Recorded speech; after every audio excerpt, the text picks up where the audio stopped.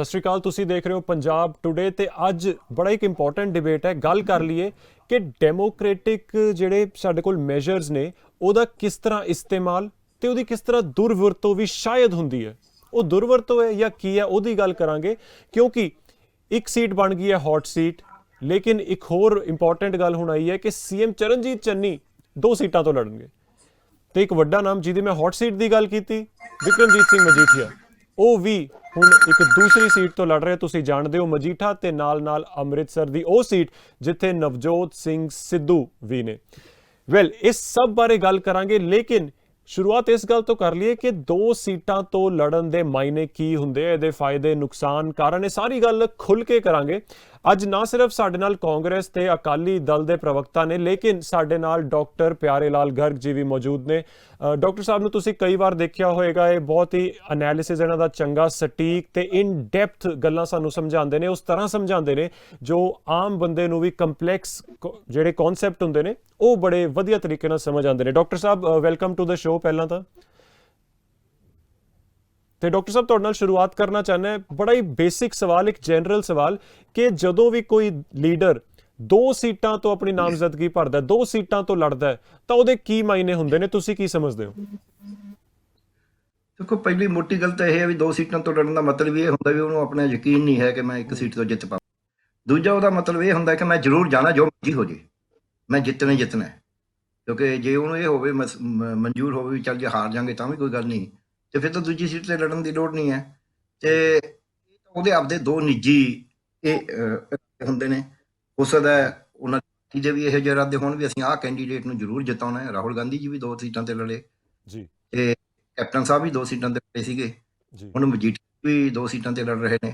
ਸੋ ਉਹ ਕਿਤੇ ਖੁੰਦਕਬਾਜੀ 'ਚ, ਕਿਤੇ ਸੀਟ ਬਚਾਉਣ ਵਾਸਤੇ, ਕਿਤੇ ਸੀਟ ਪੱਕੀ ਕਰਨ ਵਾਸਤੇ, ਕਿਤੇ ਕਿਸੇ ਨੂੰ ਸੀਟ ਜਿਤਾਉਣ ਵਾਸਤੇ ਵੀ ਕਿਸੇ ਹੋਰ ਕੱਦਾਵਾਰ ਨੂੰ ਇੰਨਾ ਖੜਾ ਕਰ ਦੋ ਕਿ ਦੂਜਾ ਕੱਦਾਵਾਰ ਜਿੱਤ ਜੇ ਤੇ ਕਿਸੇ ਹੋਰ ਧਿਰ ਦੀਆਂ ਵੋਟਾਂ ਤੋੜ ਦੋ। ਸੋ ਇਹ ਕਈ ਇਹਨਾਂ ਦੇ ਗਣਿਤ ਹੁੰਦੇ ਨੇ ਜਿਨ੍ਹਾਂ ਕਰਕੇ ਇਹ ਲੜਦੇ ਨੇ। ਪਰ ਮੈਂ ਇਹਨੂੰ ਨਾ ਜਦ ਲੋਕਾਂ ਦੇ ਐਂਗਲ ਤੋਂ ਦੇਖਣਾ, ਇੱਕ ਲਾਈਨ 'ਚ ਕਹਾਂਗਾ, ਤਾਂ ਸਾਡੀ ਜਿਹੜੀ ਪ੍ਰਜਾਤੰਤਰ ਦੀ ਪ੍ਰਣਾਲੀ ਹੈ, ਸਾਡਾ ਸੰਵਿਧਾਨ ਹੈ, ਬੇਸ਼ੱਕ ਕੋਈ ਰੋਕਦਾ ਨਹੀਂ ਹੈ ਕਿ ਤੁਸੀਂ ਐਂ ਲੜਨੀ, ਪਰ ਇਹ ਮੈਂ ਕਹਾਂਗਾ ਵੀ ਨੈਤਿਕਤਾ ਦੇ ਜੇ ਅਸੀਂ ਅਸੂਲਾਂ ਤੇ ਦੇਖੀਏ, ਅਰਥ ਦੇ ਹਿਸਾਬ ਨਾਲ ਦੇਖੀਏ, ਸ਼੍ਰਿਸ਼ਟਾਚਾਰ ਦੇ ਹਿਸਾਬ ਨਾਲ ਦੇਖੀਏ, ਤਾਂ ਇਹ ਕੋਈ ਜ਼ਿਆਦਾ ਹੀ ਮਾੜੀ ਗੱਲ ਹੈ। ਕਿਉਂ? ਤੁਸੀਂ ਚੋਣ 2 ਤੇ ਮੰਨ ਲਓ ਤੁਸੀਂ ਦੋਨੇ ਤੇ ਜਿੱਤ ਗਏ।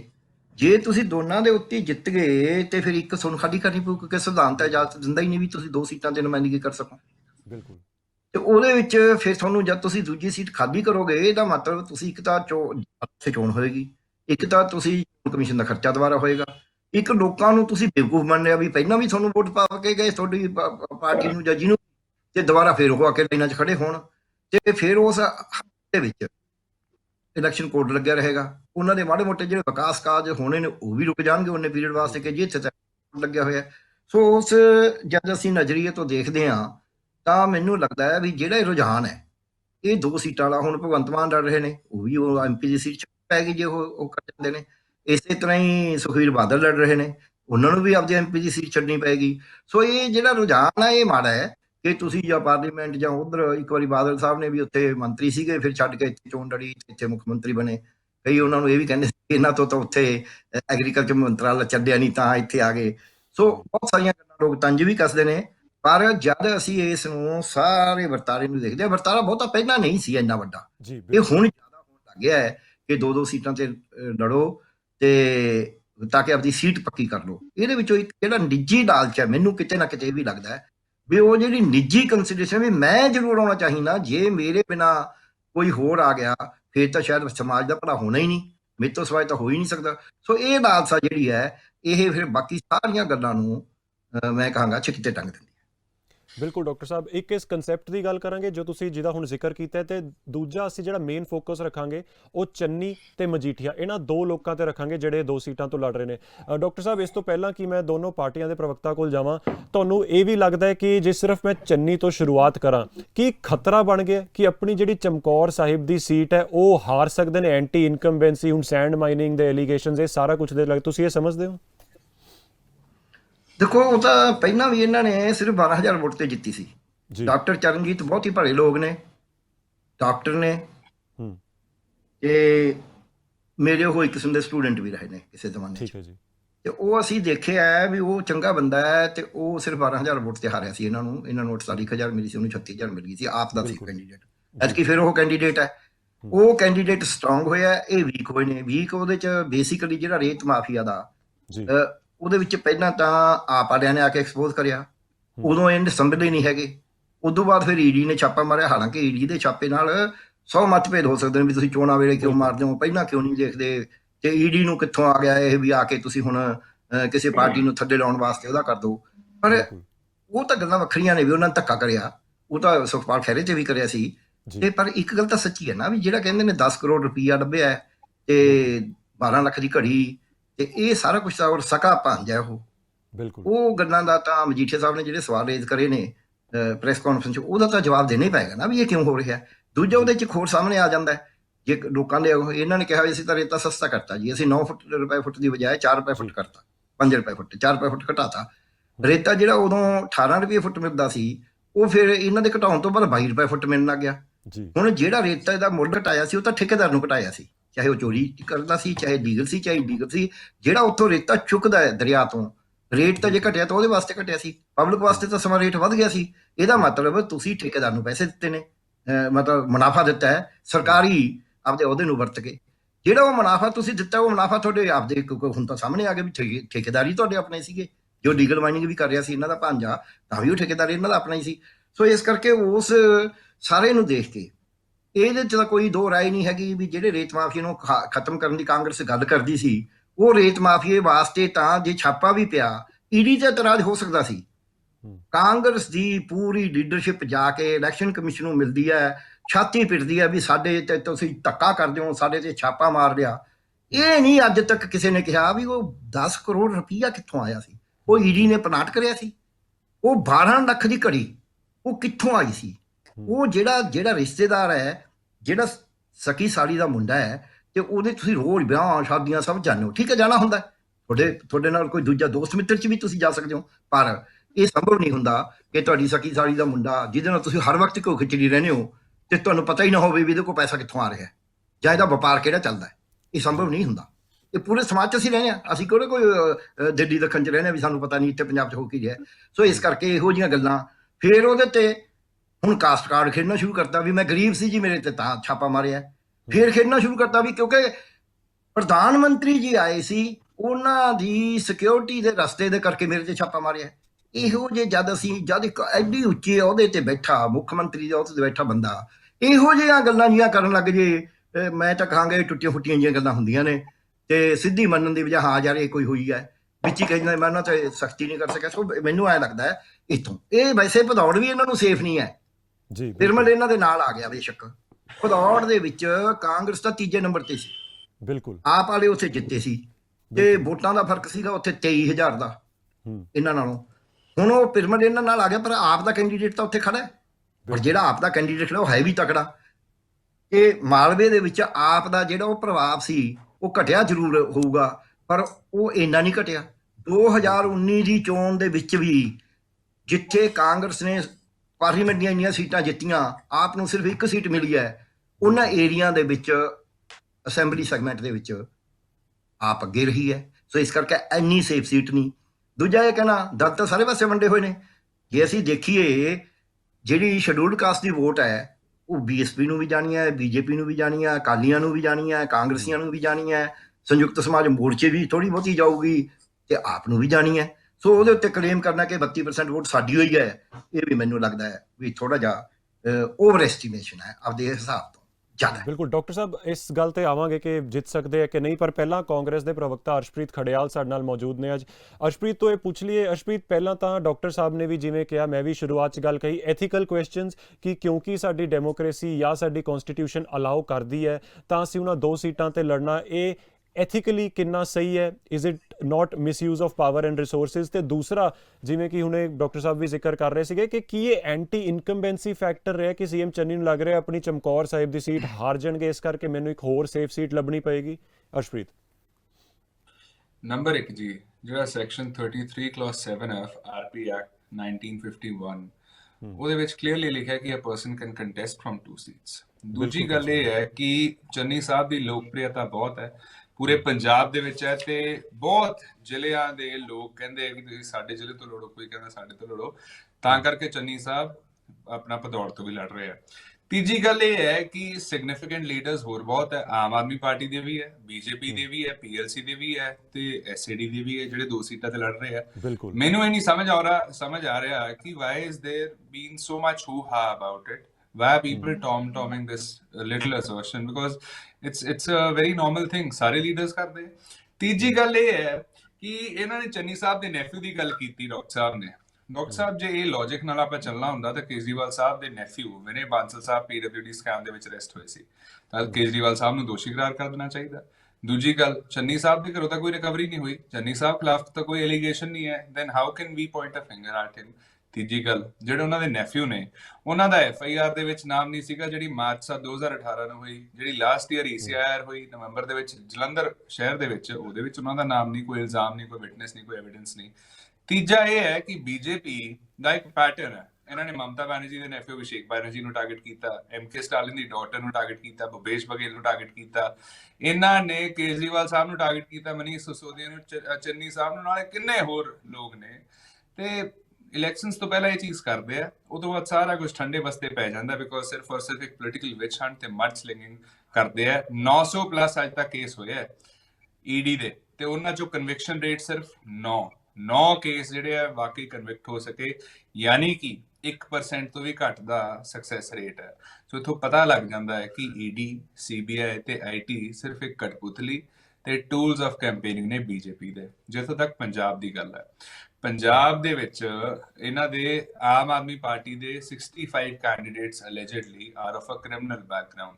ਇਹਨਾਂ ਦੇ ਕਪਿਲ ਮਿਸ਼ਰਾ ਸਾਹਿਬ, ਜਿਹੜੇ ਦਿੱਲੀ ਦੇ ਵਾਟਰ ਮਿਨਿਸਟਰ ਰਹੇ ਆ, ਉਹਨਾਂ ਨੇ ਇਲਜ਼ਾਮ ਲਾਇਆ ਕਿ ਕੇਜਰੀਵਾਲ ਸਾਹਿਬ ਨੇ ਕਰਪਸ਼ਨ ਕੀਤੀ ਹੈ। ਸਤੇਂਦਰ ਜੈਨ, ਜਿਹੜੇ ਇਹਨਾਂ ਦੇ ਹੈਲਥ ਮਿਨਿਸਟਰ, ਉਹਨਾਂ ਤੋਂ ਪੈਸੇ ਲਏ। ਲਾਸਟ ਇਲੈਕਸ਼ਨ ਦੇ ਵਿੱਚ ਉਹਨਾਂ ਨੇ ਐਲਕੋਹਲ ਨੂੰ ਇਥੋਂ ਤੱਕ ਕਿ ਆਪਣਾ ਐਜ਼ ਅ ਟੂਲ ਵਰਤਿਆ। ਇਹ ਚੀਜ਼ ਮੈਂ ਨਹੀਂ, ਕਪਿਲ ਮਿਸ਼ਰਾ ਸਾਹਿਬ ਕਹਿ ਰਹੇ ਹੈ ਕਿ ਐਲਕੋਹਲ, ਦਾਰੂ, ਔਰਤਾਂ ਤੱਕ ਦਾ ਇਸਤੇਮਾਲ ਕੀਤਾ ਆਮ ਆਦਮੀ ਪਾਰਟੀ ਨੇ।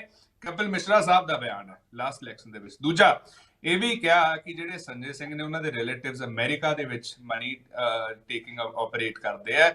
ਨਾਲੇ ਇਹਨਾਂ ਨੇ ਸਿਵਿਕ ਬਾਡੀ ਪੋਲਸ ਦੇ ਵਿੱਚ ਵੀ ਕਰਪਸ਼ਨ ਕੀਤੀ, ਇਹਨਾਂ ਦੇ ਆਪਦੇ ਲੋਕ ਕਹਿ ਰਹੇ ਆ। ਸੌਰਵ ਜੈਨ ਸਾਹਿਬ ਨੇ ਕਿਹਾ 25 ਤੋਂ 30 ਕਰੋੜ ਰੁਪਏ ਦੀ ਟਿਕਟ ਇੱਕ ਵੇਚ ਰਹੇ ਆ ਇੱਥੇ ਪੰਜਾਬ ਦੇ ਵਿੱਚ, ਤੇ ਉਹਨਾਂ ਨੂੰ 3 ਕਰੋੜ ਦੀ ਦੇ ਰਹੇ ਸੀ ਔਨ ਅ ਡਿਸਕਾਊਂਟ, ਲੇਕਿਨ because he could not pay he wasn't given a ticket. Ashu Bangar, ਜਿਹੜੇ ਫਿਰੋਜ਼ਪੁਰ ਰੂਰਲ ਦੇ ਕੈਂਡੀਡੇਟ ਸੀ, ਉਹ ਛੱਡ ਕੇ ਕਾਂਗਰਸ ਪਾਰਟੀ ਚ ਆ ਗਏ, simply because Aam Aadmi Party ਤਾਨਾਸ਼ਾਹ ਪਾਰਟੀ, ਕਰਪਟ ਪਾਰਟੀ। ਨਾਲ ਇਹ ਸਿਰਫ ਲੀਡਰਸ ਨਹੀਂ ਕਹਿ ਰਹੇ, ਕਿਸਾਨਾਂ ਨੇ ਵੀ ਕਿਹਾ, ਜਿਨ੍ਹਾਂ ਨੇ, ਜਿਹੜੇ ਐਸਐਸਐਮ ਵਾਲੇ ਨੇ, ਉਹਨਾਂ ਨੇ ਵੀ ਕਿਹਾ ਕਿ ਇਹ ਪੈਸੇ ਆਪਣਾ ਟਿਕਟਸ ਵੇਚ ਰਹੇ, ਕ੍ਰਿਮੀਨਲ ਬੈਕਗ੍ਰਾਉਂਡ ਦੇ ਬੰਦਿਆਂ ਨੂੰ ਟਿਕਟਸ ਦੇ ਰਹੇ। ਨਾਲੇ last but not the least, ਇਹ ਪੰਜਾਬ ਨਾਲ ਧੋਖਾ ਕਰਨਾ ਚਾਹੁੰਦੇ ਆ। ਸੋ ਆਮ ਆਦਮੀ ਪਾਰਟੀ ਸਟੈਂਡਸ ਐਕਸਪੋਜ਼ਡ।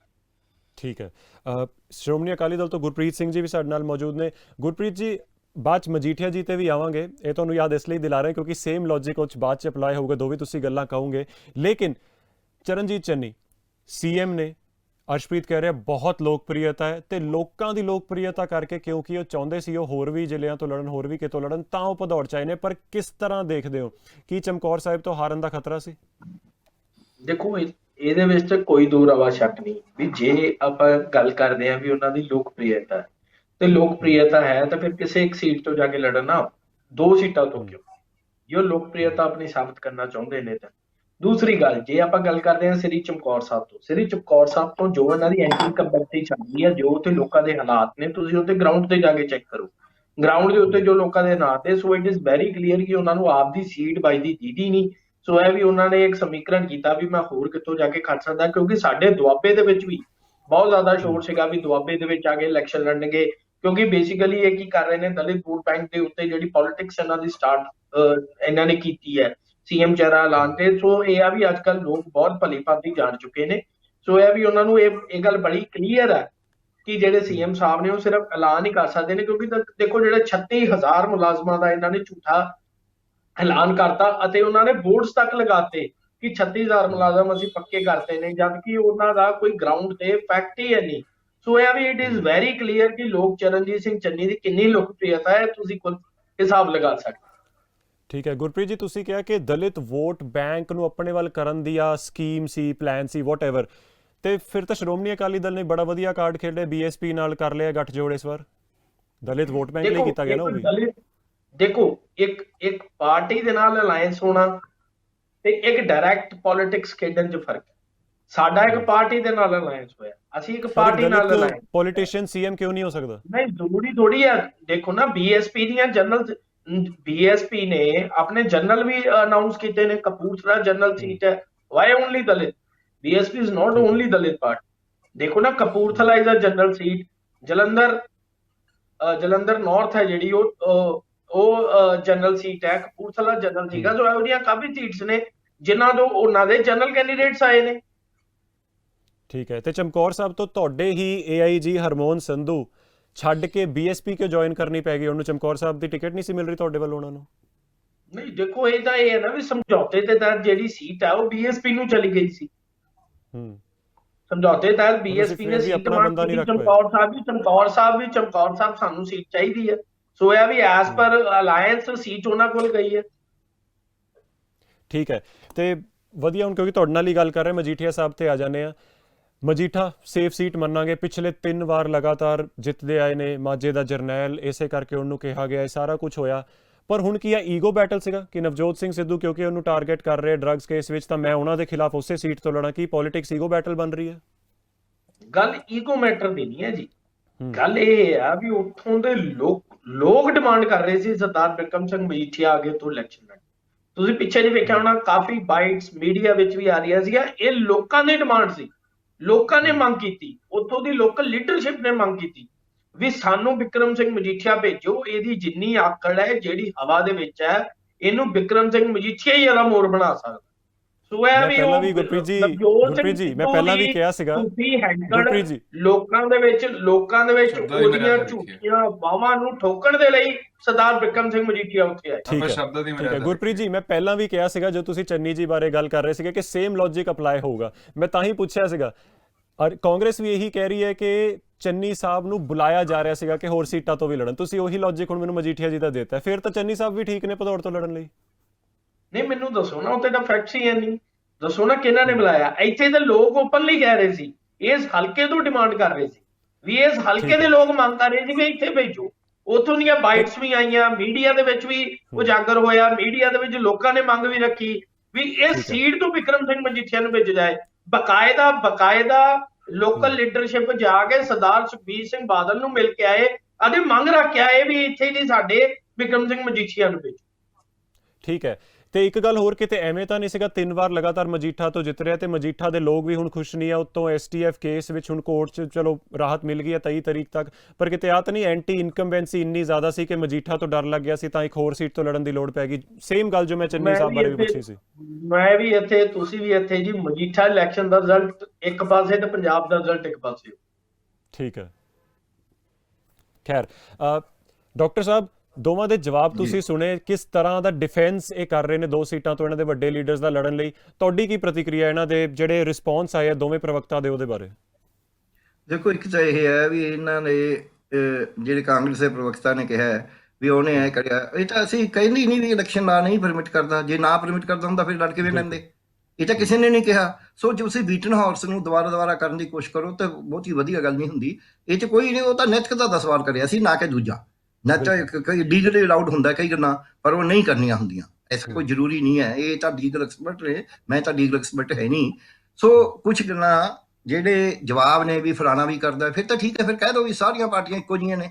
ਸਾਰੇ ਇਹਨਾਂ ਦੇ ਸਾਰੀਆਂ ਪਾਰਟੀਆਂ ਦੇ ਬੰਦੇ ਟੁੱਟ ਕੇ ਦੂਜੇ ਪਾਸੇ ਇਸ ਕਰਕੇ ਜਾ ਰਹੇ ਨੇ ਵੀ ਟਿਕਟ ਨਹੀਂ ਮਿਲਦਾ, ਔਰ ਦੂਜੀ ਪਾਰਟੀ ਫਟਾਫਟ ਉਹਨੂੰ ਲੈ ਲੈਂਦੀ ਹੈ ਤੇ ਟਿਕਟ ਦੇ ਦਿੰਦੀ ਹੈ। ਤੇ ਸਾਰੇ ਇਸ ਹਮਾਮ 'ਚ ਇੱਕ ਪਾਰਟੀ ਦੱਸੇ ਕਿ ਜੀ ਆਹ ਬੰਦਾ ਟੁੱਟ ਕੇ ਆਇਆ ਸੀ, ਟਿਕਟ ਨਾ ਮਿਲਣ ਕਰਕੇ ਤੇ ਸਾਡੇ ਕੋਲ ਆ ਗਿਆ, ਅਸੀਂ ਇਹਨਾਂ ਨੂੰ ਟਿਕਟ ਦੇਣ ਤੋਂ ਮਨਾ ਕਰਤਾ ਵੀ ਅਸੀਂ ਤੁਹਾਨੂੰ ਟਿਕਟ ਨਹੀਂ ਦੇਣਾ, ਆਉਣਾ ਬੇਸ਼ੱਕ ਆ ਜਾਓ।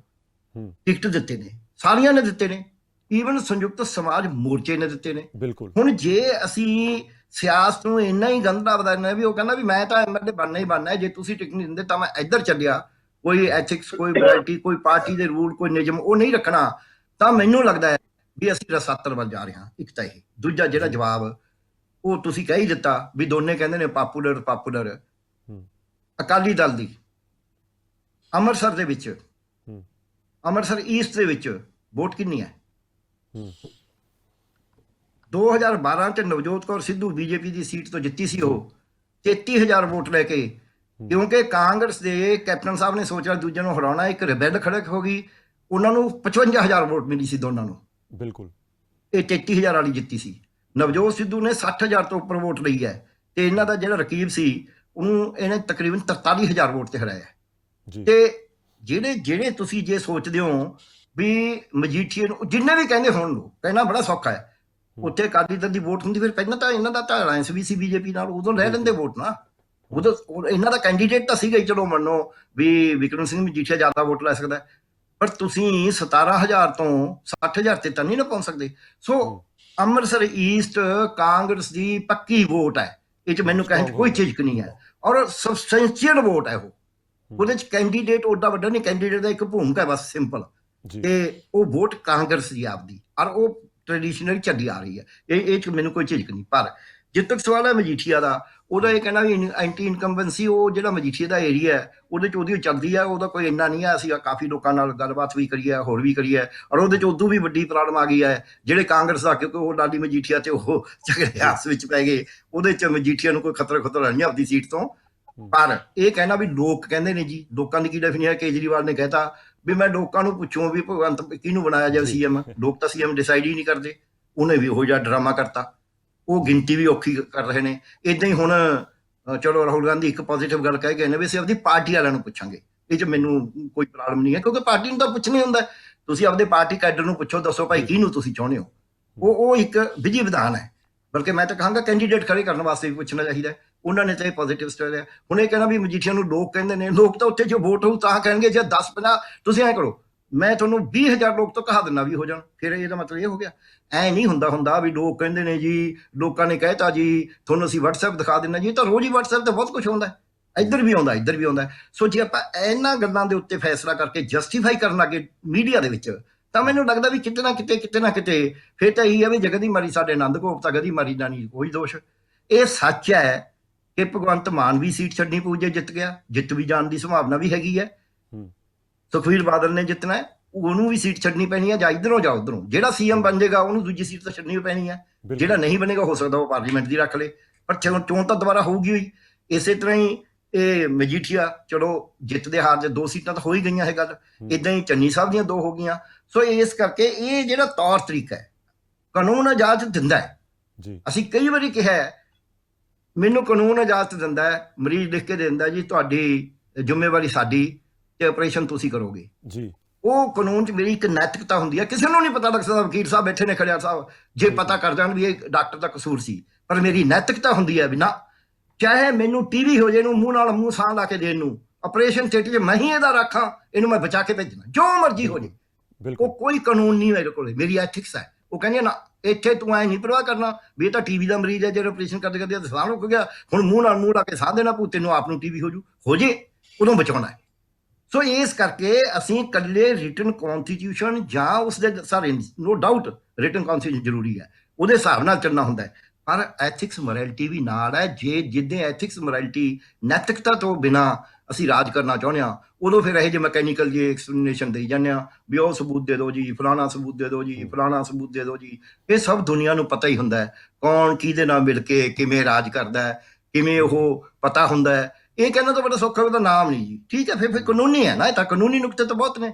ਕਾਨੂੰਨ ਦੇ ਵਿੱਚ ਤਾਂ ਜਿਹਨੇ ਕਤਲ ਕਰਿਆ ਹੁੰਦਾ ਉਹ ਬਚ ਵੀ ਜਾਂਦਾ ਹੈ, ਅਸੀਂ ਕਹਿੰਦੇ ਠੀਕ ਹੈ ਜੀ ਕਾਨੂੰਨ 'ਚ ਬਚ ਗਿਆ ਤਾਂ ਬਚ ਗਿਆ, ਪਰ ਇਹਦਾ ਮਤਲਬ ਇਹ ਤਾਂ ਨਹੀਂ ਹੈ ਵੀ ਜਿਹੜਾ ਸੱਚ ਬਦਲ ਜਾਂਦਾ ਉਹਦੇ ਨਾਲ। ਸੋ ਦੋਹਾਂ 'ਚ ਇੱਕ ਮੈਨੂੰ ਵਕੀਲ ਨੇ ਕਿਹਾ, ਔਰ ਮੈਨੂੰ ਜੱਜੀ ਗੱਲ ਉਹ, ਮੈਂ ਕਿਹਾ ਯਾਰ ਹੁਣ ਤਾਂ ਅਦਾਲਤ 'ਚ ਸੱਚ ਦਾ ਸੱਚ ਹੋ ਜਾਣਾ। ਕਹਿੰਦਾ ਡਾਕਟਰ ਸਾਹਿਬ ਅਦਾਲਤ 'ਚ ਕੋਈ ਸੱਚ ਸੁੱਚ ਨਹੀਂ ਹੁੰਦਾ। ਮੈਂ ਉਹ ਕੀ? ਕਹਿੰਦਾ ਅਦਾਲਤ ਦਾ ਫੈਸਲਾ ਲੀਗਲ ਸੱਚ ਹੁੰਦਾ। ਉਹ ਮੈਂ ਕਿਹਾ ਉਹ ਕਿਵੇਂ?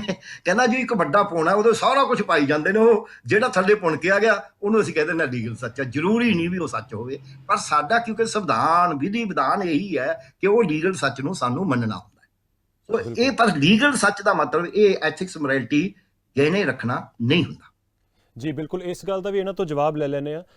2 ਗੱਲਾਂ ਡਾਕਟਰ ਸਾਹਿਬ ਨੇ ਵੀ ਰੇਜ਼ ਕੀਤੀਆਂ। ਪਹਿਲੀ ਗੱਲ ਤਾਂ ਐਥਿਕਸ ਐਂਡ ਮੋਰੈਲਿਟੀ, ਮੈਂ ਸ਼ੁਰੂਆਤ ਵੀ ਇਹਦੇ ਨਾਲ ਕੀਤੀ ਸੀ ਕਿ ਇਹਦੇ ਕੋਈ ਮਾਇਨੇ ਨਹੀਂ ਰਹਿ ਗਏ। ਦੂਸਰੀ ਗੱਲ ਇਹਦੇ ਨਾਲ ਹੀ ਰਿਲੇਟਡ ਇਹ ਹੈ ਕਿ ਚਾਹੇ 2 ਸੀਟਾਂ MLA ਵਜੋਂ ਹੀ ਤੁਸੀਂ ਜਿੱਤ ਜਾਓ, ਜਾਂ ਤੁਸੀਂ ਆਲਰੇਡੀ MP ਚੁਣੇ ਹੋਏ ਹੋ ਤੇ ਹੁਣ MLA ਇਲੈਕਸ਼ਨ ਜਿੱਤ ਜਾਂਦੇ ਹੋ, ਤੁਸੀਂ ਕੋਈ ਇੱਕ ਸੀਟ ਛੱਡੋਗੇ ਕਿ ਜਿਹੜੇ ਤੁਸੀਂ ਪਹਿਲਾਂ ਸੀਟ ਜਿੱਤੀ ਹੋਈ ਹੈ, ਚਾਹੇ ਉਹ ਐਮਪੀ ਦੀ ਜਾਂ ਜਿਹੜੀ ਹੁਣ ਤੁਸੀਂ ਐਮਐਲਏ ਬਣ ਕੇ ਇੱਕ ਸੀਟ ਛੱਡੋਗੇ, ਕੀ ਇਹ ਉੱਥੇ ਦੇ ਲੋਕਾਂ ਨਾਲ ਵਿਸ਼ਵਾਸਘਾਤ ਨਹੀਂ ਹੈ? ਤੁਹਾਡੇ ਦੋਵਾਂ ਤੋਂ ਇਹ ਪ੍ਰਤੀਕਿਰਿਆ ਲੈਣਾ ਚਾਹੂੰਗਾ। ਅਰਸ਼ਪ੍ਰੀਤ ਤੋਂ ਸ਼ੁਰੂ ਕਰਦੇ ਹਾਂ। ਰਾਈਟ। ਤੇ ਇਸ ਵਿੱਚ ਆਵਾਜ਼ ਬੜੀ ਘੱਟ ਆਉਂਦੀ ਹੈ, ਕਾਈਂਡਲੀ ਉਹ ਟੈਕਨੀਕਲ ਚੀਜ਼ ਠੀਕ ਕਰਾਇਓ। ਤੁਹਾਡੀ ਆਵਾਜ਼ ਬੜੀ ਘੱਟ ਆਉਂਦੀ, ਬਾਕੀ ਪੈਨਲਿਸਟ ਦੀ ਠੀਕ ਆ ਰਹੀ ਹੈ। ਦੂਜੀ ਗੱਲ ਇਹ ਹੈ ਜੀ ਕਿ ਦੇਖੋ, ਨੰਬਰ 1 ਮੈਂ ਪਹਿਲਾਂ ਤਾਂ ਰਿਬਟ ਕਰ ਦੇਣਾ ਜਿਹੜੀਆਂ ਚੀਜ਼ਾਂ ਇਹਨਾਂ ਨੇ ਕਹੀਆਂ, ਬਟ ਪਹਿਲਾਂ ਆਈ ਕਮ ਟੂ ਯੋਰ ਆਨਸਰ। ਜਿਹੜਾ ਐਥਿਕਸ ਦੀ ਤੁਸੀਂ ਗੱਲ ਕੀਤੀ ਤੇ ਮੋਰਾਲਿਟੀ ਦੀ ਗੱਲ ਕੀਤੀ, ਦੇਖੋ ਜਦੋਂ election commission of India allow ਕਰਦਾ ਹੈ, ਕਾਨੂੰਨ ਅਲਾਉ ਕਰਦਾ ਹੈ, ਪੂਰੇ ਹਿੰਦੁਸਤਾਨ ਦੇ ਲੀਡਰਸ ਇਹ ਚੀਜ਼ ਕਰਦੇ ਹੈ, ਪੁਰਾਣੇ ਕੈਬਨਿਟ ਮਿਨਿਸਟਰਸ ਨੇ, ਪ੍ਰਧਾਨ ਮੰਤਰੀ ਤੱਕ ਦੇ ਲੋਕ ਵੀ 2-2 ਸੀਟਾਂ ਤੇ ਕੰਟੈਸਟ ਕਰਦੇ ਰਹੇ ਹੈ। So it is very much ethical, ਤੇ had it not been ethical it would not have been allowed in the first place। ਦੂਜੀ ਗੱਲ ਇਹ ਹੈ ਕਿ ਜਿਹੜੀ ਬਾਈਪੋਲਸ ਦੀ ਤੁਸੀਂ ਗੱਲ ਕੀਤੀ, ਜੇ ਇੱਕ ਵਿਅਕਤੀ ਕਿਤੋਂ ਆਪਣਾ ਕਿਤੇ ਹੋਰ ਜਿੱਤ ਜਾਂਦਾ ਹੈ ਤੇ he will have to leave the seat, ਉੱਥੇ ਬਾਈਪੋਲਸ ਹੋ ਜਾਣਗੇ। So we already have a procedure intact, ਇਹਨੂੰ ਆਪਾਂ I don't think so there's anything to question about it, because if it has to be changed, ਉਹ parliament ਦੇ ਵਿੱਚ ਹੋਊਗਾ, which is in the hands of the BJP। ਉਹਨਾਂ ਕੋਲ majority ਹੈ, they can amend the law। So BJP ਜੇ ਚਾਹੂਗੀ ਤਾਂ BJP ਇਸ ਚੀਜ਼ ਨੂੰ ਕਰ ਸਕਦੀ ਹੈ, because they have a clear cut majority in the parliament, ਲੇਕਿਨ ਉਹ ਕਦੇ ਨਹੀਂ ਕਰਨਗੇ, because BJP is accustomed to circumventing the law and exploiting it for its own favors। ਦੂਜੀ ਗੱਲ, ਪੰਜਾਬ ਦੀ ਜਿਹੜੀ ਗੱਲ ਹੈ, ਚਮਕੌਰ ਸਾਹਿਬ ਤੋਂ ਕੋਈ ਐਂਟੀ ਇਨਕੰਬੈਂਸੀ ਨਹੀਂ ਹੈ। ਚੰਨੀ ਸਾਹਿਬ ਨੇ ਜਿੰਨੇ ਕੰਮ ਚਮਕੌਰ ਸਾਹਿਬ ਦੇ ਵਿੱਚ ਕੀਤੇ ਆ, they are uncomparable in any other district of Punjab, ਚਾਹੇ ਉਹ ਹਸਪੀਟਲਸ ਦਾ ਇਨਫਰਾਸਟ੍ਰਕਚਰ ਡਿਵੈਲਪਮੈਂਟ ਹੋਵੇ, ਸਕੂਲਸ ਦੀ ਹੋਵੇ, ਕਾਲਜਸ ਦੀ ਹੋਵੇ, ਚਾਹੇ ਉੱਥੇ ਸਟੇਡੀਅਮ ਜਿਹੜੇ ਅਪਡੇਟ ਕੀਤੇ ਆ ਅਸੀਂ, ਸਟਰੀਟਸ, ਸੜਕਾਂ ਹੋ ਗਿਆ, ਪਾਰਕਸ ਹੋ ਗਏ, ਕੋਰਟ ਦਾ ਵੀ ਇਨਫਰਾਸਟ੍ਰਕਚਰ ਅਸੀਂ ਡਿਵੈਲਪ ਕੀਤਾ ਉੱਥੇ। ਸੋ ਦੇਅਰਫੋਰ ਇਹ ਸਿਰਫ ਔਰ ਸਿਰਫ ਲੋਕਪ੍ਰਿਯਤਾ ਬਿਕਾਜ਼ ਆਫ ਵਿਚ ਚੰਨੀ ਸਾਹਿਬ 2 ਸੀਟਾਂ ਤੇ ਕੰਟੈਸਟ ਕਰ ਰਹੇ ਆ, ਜਿਵੇਂ ਹੋਰ ਲੀਡਰਸ ਵੀ ਕਰ ਰਹੇ ਪੰਜਾਬ ਦੇ ਵਿੱਚ। ਦੂਜੀ ਗੱਲ ਇਹ ਹੈ, 36000 EMPLOYEES ਦੀ ਗੱਲ ਹੋਈ। ਦੇਖੋ, ਜਿਹੜੀ ਸਰਕਾਰ ਹੈ, ਸਰਕਾਰ ਦੇ ਕੋਲੇ ਪਾਵਰ ਹੁੰਦੀ ਹੈ ਬਿੱਲ ਨੂੰ ਪਾਸ ਕਰਨ ਦੀ। ਉਹ ਤੋਂ ਬਾਅਦ ਜਿਹੜਾ ਅਸੈਂਟ ਹੈ ਉਹ ਗਵਰਨਰ ਨੇ ਦੇਣਾ ਹੈ। ਅਸੀਂ ਉਹਨਾਂ ਦੇ ਡੋਮੇਨ ਦੇ ਵਿੱਚ ਤਾਂ ਜਾ ਨਹੀਂ ਸਕਦੇ, ਨਾ ਅਸੀਂ ਉਹਨਾਂ ਦੀ ਕਲਮ ਫੜ ਸਕਦੇ ਹਾਂ। ਬਟ 4.5 ਪੌਣੇ 5 ਸਾਲ ਇਹ ਚੀਜ਼ ਨਹੀਂ ਹੋਈ। ਅਸੀਂ ਬਿੱਲ ਭੇਜਦੇ ਸੀਗੇ, ਸਾਈਨ ਕਰਕੇ ਉਹ ਅਪਰੂਵ ਹੋ ਜਾਂਦਾ ਸੀਗਾ, ਬਿੱਲ ਬਣ ਜਾਂਦਾ ਸੀਗਾ। ਫॉर द ਫਰਸਟ ਟਾਈਮ ਇਹਨਾਂ ਨੇ ਇਹ ਚੀਜ਼ ਕੀਤੀ ਹੈ, therefore we could not have foreseen it. ਅਸੀਂ ਤਾਂ ਆਪਦਾ we have done our job, ਸਾਡੀ ਡਿਊਟੀ ਅਸੀਂ ਕੀਤੀ। ਸਾਨੂੰ ਨਹੀਂ ਪਤਾ ਸੀ ਉਹ ਇਸ ਚੀਜ਼ ਨੂੰ ਰੋਕ ਦੇਣਗੇ। So the onus is on the governor, not on the Congress government. ਪਰ ਸਵਾਲ ਇਹ ਸੀਗਾ ਕਿ ਤੁਸੀਂ ਹੋਰਡਿੰਗ ਪਹਿਲਾਂ ਹੀ ਲਾਤੇ ਕਿ ਅਸੀਂ 36000 ਪੱਕੇ ਕਰਤੇ ਨੇ। ਹਾਂਜੀ, ਮੈਂ ਉਹੀ ਤੁਹਾਨੂੰ ਦੱਸਣ ਦੀ ਕੋਸ਼ਿਸ਼ ਕਰ ਰਿਹਾ ਕਿ ਪੌਣੇ 5 ਸਾਲ ਸਾਡੇ ਨਾਲ ਨਹੀਂ ਹੋਇਆ, ਦਰਜਨੋਂ ਵਾਰੀ ਅਸੀਂ ਬਿੱਲ ਪਾਸ ਕੀਤੇ। ਸਾਨੂੰ ਤਾਂ ਇਹੀ ਸੀਗਾ ਵੀ ਇਹ ਤਾਂ it's done because it's been done by us, ਇਹ ਕੰਪਲੀਟ ਹੋ ਚੁੱਕਿਆ ਹੈ। ਲੇਕਿਨ ਗਵਰਨਰ ਸਾਹਿਬ ਨੇ ਦਸੰਬਰ 1 ਨੂੰ ਫਾਈਲ ਆ ਗਈ ਸੀ, ਦਸੰਬਰ 3 ਨੂੰ ਆ ਕੇ ਉਹਨਾਂ ਨੇ ਫਾਈਲ ਚੱਕੀ ਆਫਟਰ ਅ ਟੂਰ। ਫਾਈਲ ਆਪਦੇ ਕੋਲੇ ਵੀ ਮੰਗਾ ਸਕਦੇ ਸੀਗੇ, ਮੰਗਾਈ ਤਾਂ ਹੈ ਨਹੀਂ, ਆਪੱਤੀ ਜਤਾਤੀ, ਕੰਸਰਨ ਜਤਾਤੇ। ਕੰਸਰਨ ਕਹਿੰਦੇ ਵੀ ਏਜੀ ਨੂੰ ਪ੍ਰੋਬਲਮ ਹੈ, ਏਜੀ ਨੇ ਔਨ ਰਿਕਾਰਡ ਤੇ ਆ ਕੇ ਕਹਿਤਾ ਮੈਨੂੰ ਕੋਈ ਪ੍ਰੋਬਲਮ ਨਹੀਂ। ਸੋ ਇਥੋਂ ਸਾਜ਼ਿਸ਼ ਪਤਾ ਲੱਗ ਜਾਂਦੀ ਹੈ ਵੀ ਵੈਲਫੇਅਰ ਨੂੰ ਥੱਲੇ ਕਰਤਾ ਤੇ ਵੋਟ ਬੈਂਕ ਪੋਲਿਟਿਕਸ ਨੂੰ ਉੱਤੇ ਕਰਤਾ। ਦੂਜਾ, ਮਜੀਠੀਆ ਸਾਹਿਬ ਦੀ ਗੱਲ, ਦੇਖੋ ਇਹਨਾਂ ਨੇ ਡੀਜੀਪੀ ਤੇ ਸਵਾਲ ਖੜੇ ਕਰਤੇ, ਇਹਨਾਂ ਨੇ ਸਰਕਾਰ ਤੇ ਸਵਾਲ ਖੜੇ ਕਰਤੇ। ਹਾਈ ਕੋਰਟ ਤੇ ਤਾਂ ਨਹੀਂ ਖੜਾ ਕਰ ਸਕਦੇ। ਹਾਈ ਕੋਰਟ ਤਾਂ ਇੰਡੀਪੈਂਡੈਂਟ ਹੈ, ਉੱਥੇ ਤਾਂ ਕੋਈ ਇਨਫਲੂਐਂਸ ਨਹੀਂ ਚੱਲਦਾ। ਉਹ ਤਾਂ ਜੋ ਸੱਚ ਹੈ ਉਹ ਆਪਣਾ ਇਜ਼ ਬੇਸਿਕਲੀ ਪ੍ਰਾਇੋਰਟਾਈਜ਼ਡ। ਤੇ ਨਾਲੇ ਹਾਈ ਕੋਰਟ ਦੇ ਵਿੱਚ ਇਹ ਚੀਜ਼ ਜਸਟਿਸ ਲੀਜ਼ਾ ਗਿੱਲ ਨੇ ਕਹੀ ਹੈ ਕਿ I will not scuttle the good gesture that has now started in Punjab ਕਿ ਡਰੱਗਸ ਜਿਹੜਾ ਟ੍ਰੇਡ ਆ ਉਹਨੂੰ ਖਤਮ ਕਰਨ ਦੀ ਕੋਸ਼ਿਸ਼ ਹੋ ਰਹੀ ਹੈ। ਸੋ ਕਹਿੰਦੇ ਆਈ ਵਿਲ ਨਾਟ ਸਕਟਲ ਦੈਟ। ਦੂਜਾ, ਇਹ ਚੀਜ਼ ਅੱਗੇ ਆਈ ਵੀ ਮਜੀਠੀਆ ਸਾਹਿਬ ਨੇ ਕੋਆਪਰੇਟ ਕਰਨਾ ਤਾਂ ਦੂਰ ਦੀ ਗੱਲ ਹੈ, ਉਹਨਾਂ ਨੇ ਥ੍ਰੈਟਨ ਕਰਨਾ ਸ਼ੁਰੂ ਕਰਤਾ ਏਜੰਸੀ ਨੂੰ ਵੀ ਆਹ ਕਰ ਲੋ, ਕਰ ਦੂੰਗਾ ਮੈਂ, ਜੇ ਆਹ ਚੀਜ਼ ਪੁੱਛੋਗੇ ਆਹ ਕਰੋਗੇ। ਦੈਟਸ ਵਾਈ ਉਹਨਾਂ ਦੀ ਬਿੱਲ ਰਿਜੈਕਟ ਹੋਈ। ਦੂਜਾ, ਲੋਅਰ ਕੋਰਟ ਨੇ ਬਿੱਲ ਰਿਜੈਕਟ ਕੀਤੀ, ਹਾਈ ਕੋਰਟ ਨੇ ਬਿੱਲ ਰਿਜੈਕਟ ਕੀਤੀ, ਹੁਣ ਸੁਪਰੀਮ ਕੋਰਟ ਦੇ ਵਿੱਚ ਬਿੱਲ ਰਿਜੈਕਟ ਹੋਊਗੀ। ਜੋ ਉਹਨਾਂ ਨੂੰ ਮਿਲਿਆ ਇੰਟਰਿਮ ਰਿਲੀਫ ਹੈ ਉਹ ਬੇਲ ਨਹੀਂ ਹੈ, ਫੈਬਰੂਰੀ 23 ਤੱਕ ਹੈ। ਹੁਣ ਚੌਥਾ, ਜਿਹੜਾ ਸੈਕਸ਼ਨ 27A ਹੈ ਉਹਦੇ ਆਪਣਾ ਸਿਵੀਅਰ ਕਨਸੀਕੁਐਂਸਸ ਹੈ। ਸੈਕਸ਼ਨ 37 ਦੇ ਵਿੱਚ ਵੀ ਲਿਖਿਆ ਹੋਇਆ ਕਿ 27A ਦੇ ਵਿੱਚ ਬੇਲ ਸਿਰਫ ਔਰ ਸਿਰਫ ਸੁਪਰੀਮ ਕੋਰਟ ਦੇ ਸਕਦਾ ਹੈ। Why? Because it's a very serious offence. ਨਾਲੇ ਮਜੀਠੀਆ ਸਾਹਿਬ ਹੁਣ ਅੰਮ੍ਰਿਤਸਰ ਈਸਟ ਕੰਟੈਸਟ ਕਰਨ ਲੱਗੇ ਆ। ਪਹਿਲੀ ਗੱਲ, ਜਦੋਂ ਬੰਦਾ ਕਟਘਰੇ 'ਚ ਖੜਾ ਹੁੰਦਾ ਨਾ, ਉਹਨੂੰ ਸਵਾਲ ਪੁੱਛਣੇ ਨਹੀਂ, ਸਵਾਲਾਂ ਦੇ ਜਵਾਬ ਦੇਣ ਦੀ ਆਦਤ ਪਾਉਣੀ ਚਾਹੀਦੀ ਹੈ। ਨਾਲੇ ਇੱਕ ਪਾਸੇ ਅੰਮ੍ਰਿਤਸਰ ਦੇ ਲੋਕਾਂ ਨੇ ਚੂਜ਼ ਕਰਨਾ, ਹੁਣ ਇੱਕ ਪਾਸੇ ਤਾਂ ਵਿਕਾਸ ਹੈ। ਸਿੱਧੂ ਸਾਹਿਬ ਨੇ ਜਿਹੜੇ ਕੰਮ ਕੀਤੇ ਆਪਦੀ ਜੇਬ ਚੋਂ ਪਰਸਨਲ ਪੈਸੇ ਚੋਂ ਉਹਨਾਂ ਨੇ 1 ਕਰੋੜ ਰੁਪਏ ਤੋਂ ਵੱਧ ਆਪਣਾ ਕੰਟਰੀਬਿਊਟ ਕੀਤਾ ਅੰਮ੍ਰਿਤਸਰ ਲਈ। ਉਹਨਾਂ ਨੇ ਡਿਵੈਲਪਮੈਂਟ ਕੀਤੀ ਅੰਮ੍ਰਿਤਸਰ ਦੇ ਵਿੱਚ। ਦੂਜੇ ਪਾਸੇ ਕੀ ਹੈ, ਮਜੀਠੀਆ ਸਾਹਿਬ ਜਿਹੜੇ ਡਰੱਗ ਪੈਡਲਿੰਗ ਦੇ ਕੇਸ ਦੇ ਵਿੱਚ ਆਪਣਾ ਹੀ ਇਜ਼ ਅੰਡਰ ਟ੍ਰਾਇਲ। ਦੂਜਾ, ਜਿਹੜੇ ਵਿਅਕਤੀ ਤੇ ਏਡੇ ਵੱਡੇ ਵੱਡੇ ਸੀਰੀਅਸ ਚੈਲੰਜਸ, ਸੀਰੀਅਸ ਆਫੈਂਸਸ ਉਹਨਾਂ ਦੇ ਖਿਲਾਫ ਪੈਂਡਿੰਗ ਹੈ, ਉਹ ਵਿਅਕਤੀ ਨੂੰ ਵੋਟ ਪਾਉਣਗੇ ਕਿ ਵਿਕਾਸ ਨੂੰ? I think it's clear as day ਕਿ ਪਰ ਮਜੀਠੀਆ ਸਾਹਿਬ ਦੀ ਅਰਸ਼ਪ੍ਰੀਤ, ਤੁਸੀਂ ਜ਼ਿਕਰ ਕੀਤਾ ਸੀਗਾ ਕੁਝ ਦਿਨ ਪਹਿਲਾਂ ਪ੍ਰਿੰਸੀਪਲ ਆਫ ਨੈਚੁਰਲ ਜਸਟਿਸ, ਉਹ ਫਿਰ ਮਜੀਠੀਆ ਸਾਹਿਬ ਤੇ ਵੀ ਅਪਲਾਈ ਕਰ ਦਿਓ। ਮੈਂ ਤਾਂ ਬਿਲਕੁਲ ਕਰਦਾ, but that is in the court of law, ਬਿਲਕੁਲ that is in the court of law. ਲੇਕਿਨ ਇੱਥੇ ਜਨਤਾ ਦੀ ਅਦਾਲਤ ਦੇ ਵਿੱਚ ਕੀ ਹੈ, ਜਨਤਾ ਨੇ ਦੇਖਿਆ ਕਿ ਉਹਨਾਂ ਦੀ ਫੋਟੋਜ਼ ਹੈ, ਮੈਂ ਤੁਹਾਨੂੰ ਫੋਟੋਜ਼ ਦਿਖਾਈ ਦਿੰਦਾ ਹੈ, ਤੇ ਇਹ ਫੋਟੋਜ਼ ਦੇ ਵਿੱਚ ਬੜਾ ਕਲੀਅਰਲੀ ਪਤਾ ਲੱਗ ਜਾਂਦਾ ਹੈ ਕਿ ਕੀ ਹੋ ਰਿਹਾ। ਆ ਜ਼ਰਾ ਦਰਸ਼ਕਾਂ ਨੂੰ ਦਿਖਾ ਦਿਓ, ਆ ਜ਼ਰਾ ਫੋਟੋ ਦਿਖਾਈ ਚੱਲੋ ਜੀ ਜੀ। ਕਿਉਂ ਦਿਖਾ ਰਹੇ ਹੋ, ਕੀ ਕਹਿਣਾ ਚਾਹੁੰਦੇ ਹੋ ਇਹਦੇ ਨਾਲ? ਇਹ ਉਹ ਮੈਂ ਤੁਹਾਨੂੰ ਦੱਸਦਾ, ਜਿਹੜੇ ਲੱਡੂ ਖਵਾਰੇ ਮਜੀਠੀਆ ਸਾਹਿਬ ਨੂੰ, ਇਹ ਬਿੱਟੂ ਔਲਖ ਨੇ ਜਗਦੀਸ਼ ਭੋਲਾ ਕੇਸ ਦੇ ਵਿੱਚ ਜੀ, ਰਾਈਟ। ਦੂਜੇ, ਇਹ ਅਨਵਰ ਮਸੀਹ ਨੇ, ਮਜੀਠੀਆ ਸਾਹਿਬ ਉਹਨਾਂ ਨਾਲ ਹੈ ਜਿਨ੍ਹਾਂ ਤੋਂ 194 ਕਿਲੋ ਹੈਰੋਇਨ ਫੜੀ ਗਈ ਜੀ। ਇਹ ਹੈਗੇ ਹੈ ਗੁਰਦੀਪ ਰਾਣੂ ਜਿਨ੍ਹਾਂ ਕੋਲੋਂ 30 ਕਿਲੋ ਹੈਰੋਇਨ ਫੜੀ ਗਈ। ਸੋ ਬਹੁਤ ਫੋਟੋਜ਼ ਹੈ, ਬਹੁਤ ਐਵੀਡੈਂਸ ਹੈ। ਦੇਖੋ, ਕੋਰਟ ਆਫ ਲਾਅ ਦੀ ਗੱਲ ਤਾਂ ਹੈ ਹੀ ਹੈ, ਲੇਕਿਨ ਜਨਤਾ ਅੰਨੀ ਤੇ ਬਹਿਰੀ ਤੇ ਗੂੰਗੀ ਨਹੀਂ ਹੈ, ਜਨਤਾ ਦੇਖਦੀ ਹੈ ਤੇ ਜਨਤਾ ਇਸ ਚੀਜ਼ ਦਾ ਇਨਸਾਫ ਕਰੂਗੀ। ਠੀਕ ਹੈ ਗੁਰਪ੍ਰੀਤ ਜੀ, ਦੋ ਸਵਾਲ। ਪਹਿਲਾਂ ਤਾਂ ਜੋ ਮੈਂ ਅਰਸ਼ਪ੍ਰੀਤ ਨੂੰ ਪੁੱਛਿਆ ਸੀਗਾ, ਐਥਿਕਸ, ਮੋਰੈਲਿਟੀ, ਕਿਉਂਕਿ ਇਹ ਚੀਜ਼ਾਂ ਇੱਕ ਰਿਟਨ ਰੂਲਸ ਤੋਂ ਵੱਖ ਹੁੰਦੀਆਂ ਨੇ, ਨੈਤਿਕਤਾ ਇਨਸਾਨ ਦੀ ਆਪਣੀ ਹੁੰਦੀ ਹੈ। ਅਰਸ਼ਪ੍ਰੀਤ ਨੇ ਉਹਨੂੰ ਡਿਫੈਂਡ ਕਰਤਾ ਇਹ ਕਹਿ ਕੇ ਕਿ ਜੇ ਉਹ ਸਹੀ ਨਾ ਹੁੰਦਾ ਤਾਂ ਸਾਡੇ ਲਾਜ਼ ਵਿੱਚ ਨਾ ਹੁੰਦਾ ਜਾਂ ਲਾਅ ਬਦਲਤਾ ਜਾਏਗਾ। ਪਰ ਤੁਹਾਨੂੰ ਪੁੱਛਣਾ ਚਾਹੁੰਦਾ, ਜਦੋਂ 2 ਸੀਟਾਂ ਜਿੱਤ ਜਾਵੇ, ਜੇ ਕੋਈ ਪੋਲੀਟੀਸ਼ੀਅਨ 1 ਸੀਟ ਛੱਡੇਗਾ, ਕੀ ਉਹ ਲੋਕਾਂ ਨਾਲ ਵਿਸ਼ਵਾਸਘਾਤ ਨਹੀਂ ਹੈ? ਉਹ ਮੈਨੂੰ ਤਾਂ ਸਹੀ ਨਹੀਂ ਲੱਗਦਾ, ਡਾਕਟਰ ਸਾਹਿਬ ਨੂੰ ਸਹੀ ਨਹੀਂ ਲੱਗਦਾ, ਤੁਸੀਂ ਉਸ ਬਾਰੇ ਕੀ ਕਹੋਗੇ? ਉਹ ਤੇ ਦੂਸਰਾ, ਬਿਲਕੁਲ ਜੋ ਹੁਣੇ ਕਾਂਗਰਸ ਪ੍ਰਵਕਤਾ ਨੇ ਇਲਜ਼ਾਮ ਲਗਾਇਆ, ਜੋ ਕੁਝ ਕਿਹਾ ਮਜੀਠੀਆ ਸਾਹਿਬ ਬਾਰੇ, ਉਹਦਾ ਵੀ ਤੁਸੀਂ ਬਿਲਕੁਲ ਡਿਫੈਂਸ ਕਰ ਸਕਦੇ ਹੋ। ਦੇਖੋ ਜੀ, ਸਭ ਤੋਂ ਪਹਿਲਾਂ ਇਹਦੇ 'ਚ ਕੋਈ ਦੋ ਰਾਵਾ ਸ਼ੱਕ ਨਹੀਂ, ਮੈਂ ਪਾਰਟੀ ਲੈਵਲ ਤੋਂ ਉੱਪਰ ਉੱਠ ਕੇ ਵੀ ਗੱਲ ਕਰਾਂਗਾ। ਇਹਦੇ 'ਚ ਕੋਈ ਦੋ ਰਾਵਾ ਸ਼ੱਕ ਨਹੀਂ ਵੀ ਜਦੋਂ 2 ਸੀਟਾਂ ਤੋਂ ਕੋਈ ਨਾ ਕੋਈ ਚੀਜ਼ ਕੰਟੈਸਟ ਹੁੰਦੀ ਆ ਤਾਂ ਕਿਤੇ ਨਾ ਕਿਤੇ ਜਿਹੜਾ ਮੋਰੈਲਿਟੀ ਐਂਡ ਉਹ ਹੈ ਉਹਦੇ ਤੇ ਇਫੈਕਟ ਤਾਂ ਐਕਸਪੈਂਡੀਚਰ ਐਂਡ ਫਾਈਨੈਂਸ਼ੀਅਲੀ ਐਕਸਪੈਕਟ ਤਾਂ ਪੈਂਦਾ। ਬਟ ਇਸ ਚੀਜ਼ ਦੀ ਲਾਅ ਇਸ ਚੀਜ਼ ਦੀ ਇਜਾਜ਼ਤ ਦੇ ਰਿਹਾ, ਸੋ ਵੀ ਦੈਟ ਅਸੈਪਟ ਦੈਟ। ਹਾਂ, ਜਿੱਥੇ ਤੱਕ ਤੁਸੀਂ ਗੱਲ ਕਰਦੇ ਹੋ ਵਿਸ਼ਵਾਸਘਾਤ ਦੀ, ਵਿਸ਼ਵਾਸਘਾਤ ਤਾਂ ਹੈ ਵੀ ਲੋਕ ਜੇ ਉਸ ਪਾਰਟੀ ਨੂੰ ਦੁਬਾਰਾ ਹੀ ਚੁਣ ਲੈਂਦੇ ਨੇ ਫਿਰ ਉਹ ਵਿਸ਼ਵਾਸਘਾਤ ਨਹੀਂ ਹੈ। ਕਈ ਵਾਰੀ, ਬਹੁਤੀ ਵਾਰੀ ਇਹ ਆ ਵੀ ਬਾਈ ਪੋਲਸ ਦੇ ਵਿੱਚ ਦੁਬਾਰਾ ਉਸ ਪਾਰਟੀ ਨੂੰ ਨੁਮਾਇੰਦਾ ਚੁਣ ਕੇ ਲਿਆਉਂਦੇ ਨੇ ਵੀ ਨਹੀਂ, ਕਿਉਂਕਿ 90% ਲੋਕ ਪਾਰਟੀ ਨੂੰ ਚੁਣਦੇ, 90%।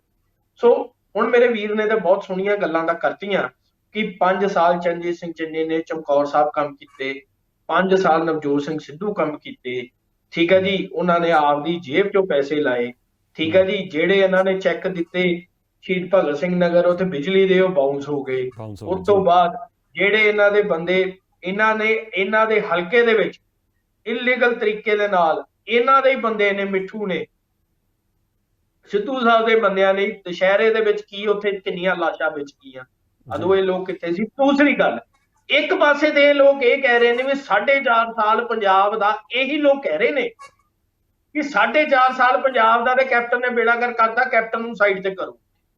ਫਿਰ ਇਟ ਮੀਨਸ ਇਹਨਾਂ ਨੇ ਜਾਂ ਤਾਂ ਉਦੋਂ ਝੂਠ ਬੋਲਿਆ ਸੀ ਜਾਂ ਹੁਣ ਝੂਠ ਬੋਲ ਰਹੇ ਨੇ, ਕਿਉਂਕਿ 111 ਦਿਨਾਂ ਦੇ ਵਿੱਚ ਤੇ ਚਮਕੌਰ ਸਾਹਿਬ ਦਾ ਵਿਕਾਸ ਨਹੀਂ ਨਾ ਹੋ ਗਿਆ ਜੀ। 111 ਦਿਨਾਂ ਦੇ ਵਿੱਚ ਤਾਂ ਕੋਰਟ ਨਹੀਂ ਨਾ ਬਣ ਗਿਆ, 111 ਦਿਨਾਂ ਦੇ ਵਿੱਚ ਸਟੇਡੀਅਮ ਤੇ ਨਹੀਂ ਨਾ ਬਣ ਰਿਹਾ ਐਸ ਪਰ ਦੈਟ, ਜਿੱਦਾਂ ਇਹ ਕਹਿ ਰਹੇ ਨੇ। ਇਹ 111 ਦਿਨਾਂ ਦੇ ਵਿੱਚ ਅੰਮ੍ਰਿਤਸਰ ਈਸਟ ਦੇ ਵਿੱਚ ਵਿਕਾਸ ਤਾਂ ਨਹੀਂ ਨਾ ਹੋ ਗਿਆ।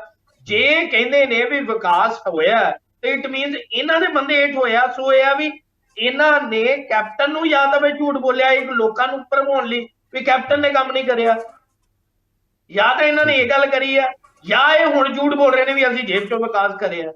ਸੋ ਇਹ ਆ ਵੀ ਦੂਸਰੀ ਗੱਲ, ਇਹ ਗੱਲ ਕਰਦੇ ਨੇ ਫੋਟੋਆਂ ਦੀ। ਮੈਂ ਪਿਛਲੀ ਵਾਰੀ ਵੀ ਗੱਲ ਕਰੀ, ਗੁਰਦੀਪ ਰਾਣੋ ਬੰਦਾ ਇਹਨਾਂ ਦਾ ਜੀ, ਇਹਨਾਂ ਦਾ ਬੰਦਾ ਅੰਕਿਤ ਬਾਂਸਲ ਦੇ ਨਾਲ ਪਾਇਲਟ ਜਿਪਸੀ ਸਰਕਾਰ ਦੇ ਵਿੱਚ ਉਹਨੂੰ ਕਿੰਨੇ ਦੇਤੀ ਜੀ, ਪਾਇਲਟ ਜਿਪਸੀ ਕਿੰਨੇ ਦੇਤੀ? ਗੁਰਦੀਪ ਰਾਣੋ ਦੀ ਇਹਨਾਂ ਨੇ ਫੋਟੋ ਤਾਂ ਦਿਖਾਤੀ ਵੀ ਆਹ ਦੇਖੋ ਜੀ ਗੁਰਦੀਪ ਰਾਣੋ ਬੰਦਾ ਕਿਹਨਾਂ ਦਾ? ਅੰਕਿਤ ਬਾਂਸਲ ਨਾਲ ਉਹਦੇ ਲਿੰਕ ਕੀ ਨੇ? ਪਾਇਲਟ ਜਿਪਸੀ ਉਹਨੂੰ ਕਿੱਥੋਂ ਮਿਲ ਗਈ? ਵੀਡੀਓ ਆਈ ਸੀ ਵੀ ਜਦੋਂ ਉਹ ਲੰਘਦਾ ਪੁਲਿਸ ਨੂੰ ਸਲੂਟ ਮਾਰਦੀ ਹੈ, ਉਹ ਪੁਲਿਸ ਕਿਹਦੀ? ਸਰਕਾਰ ਕਿਹਦੀ?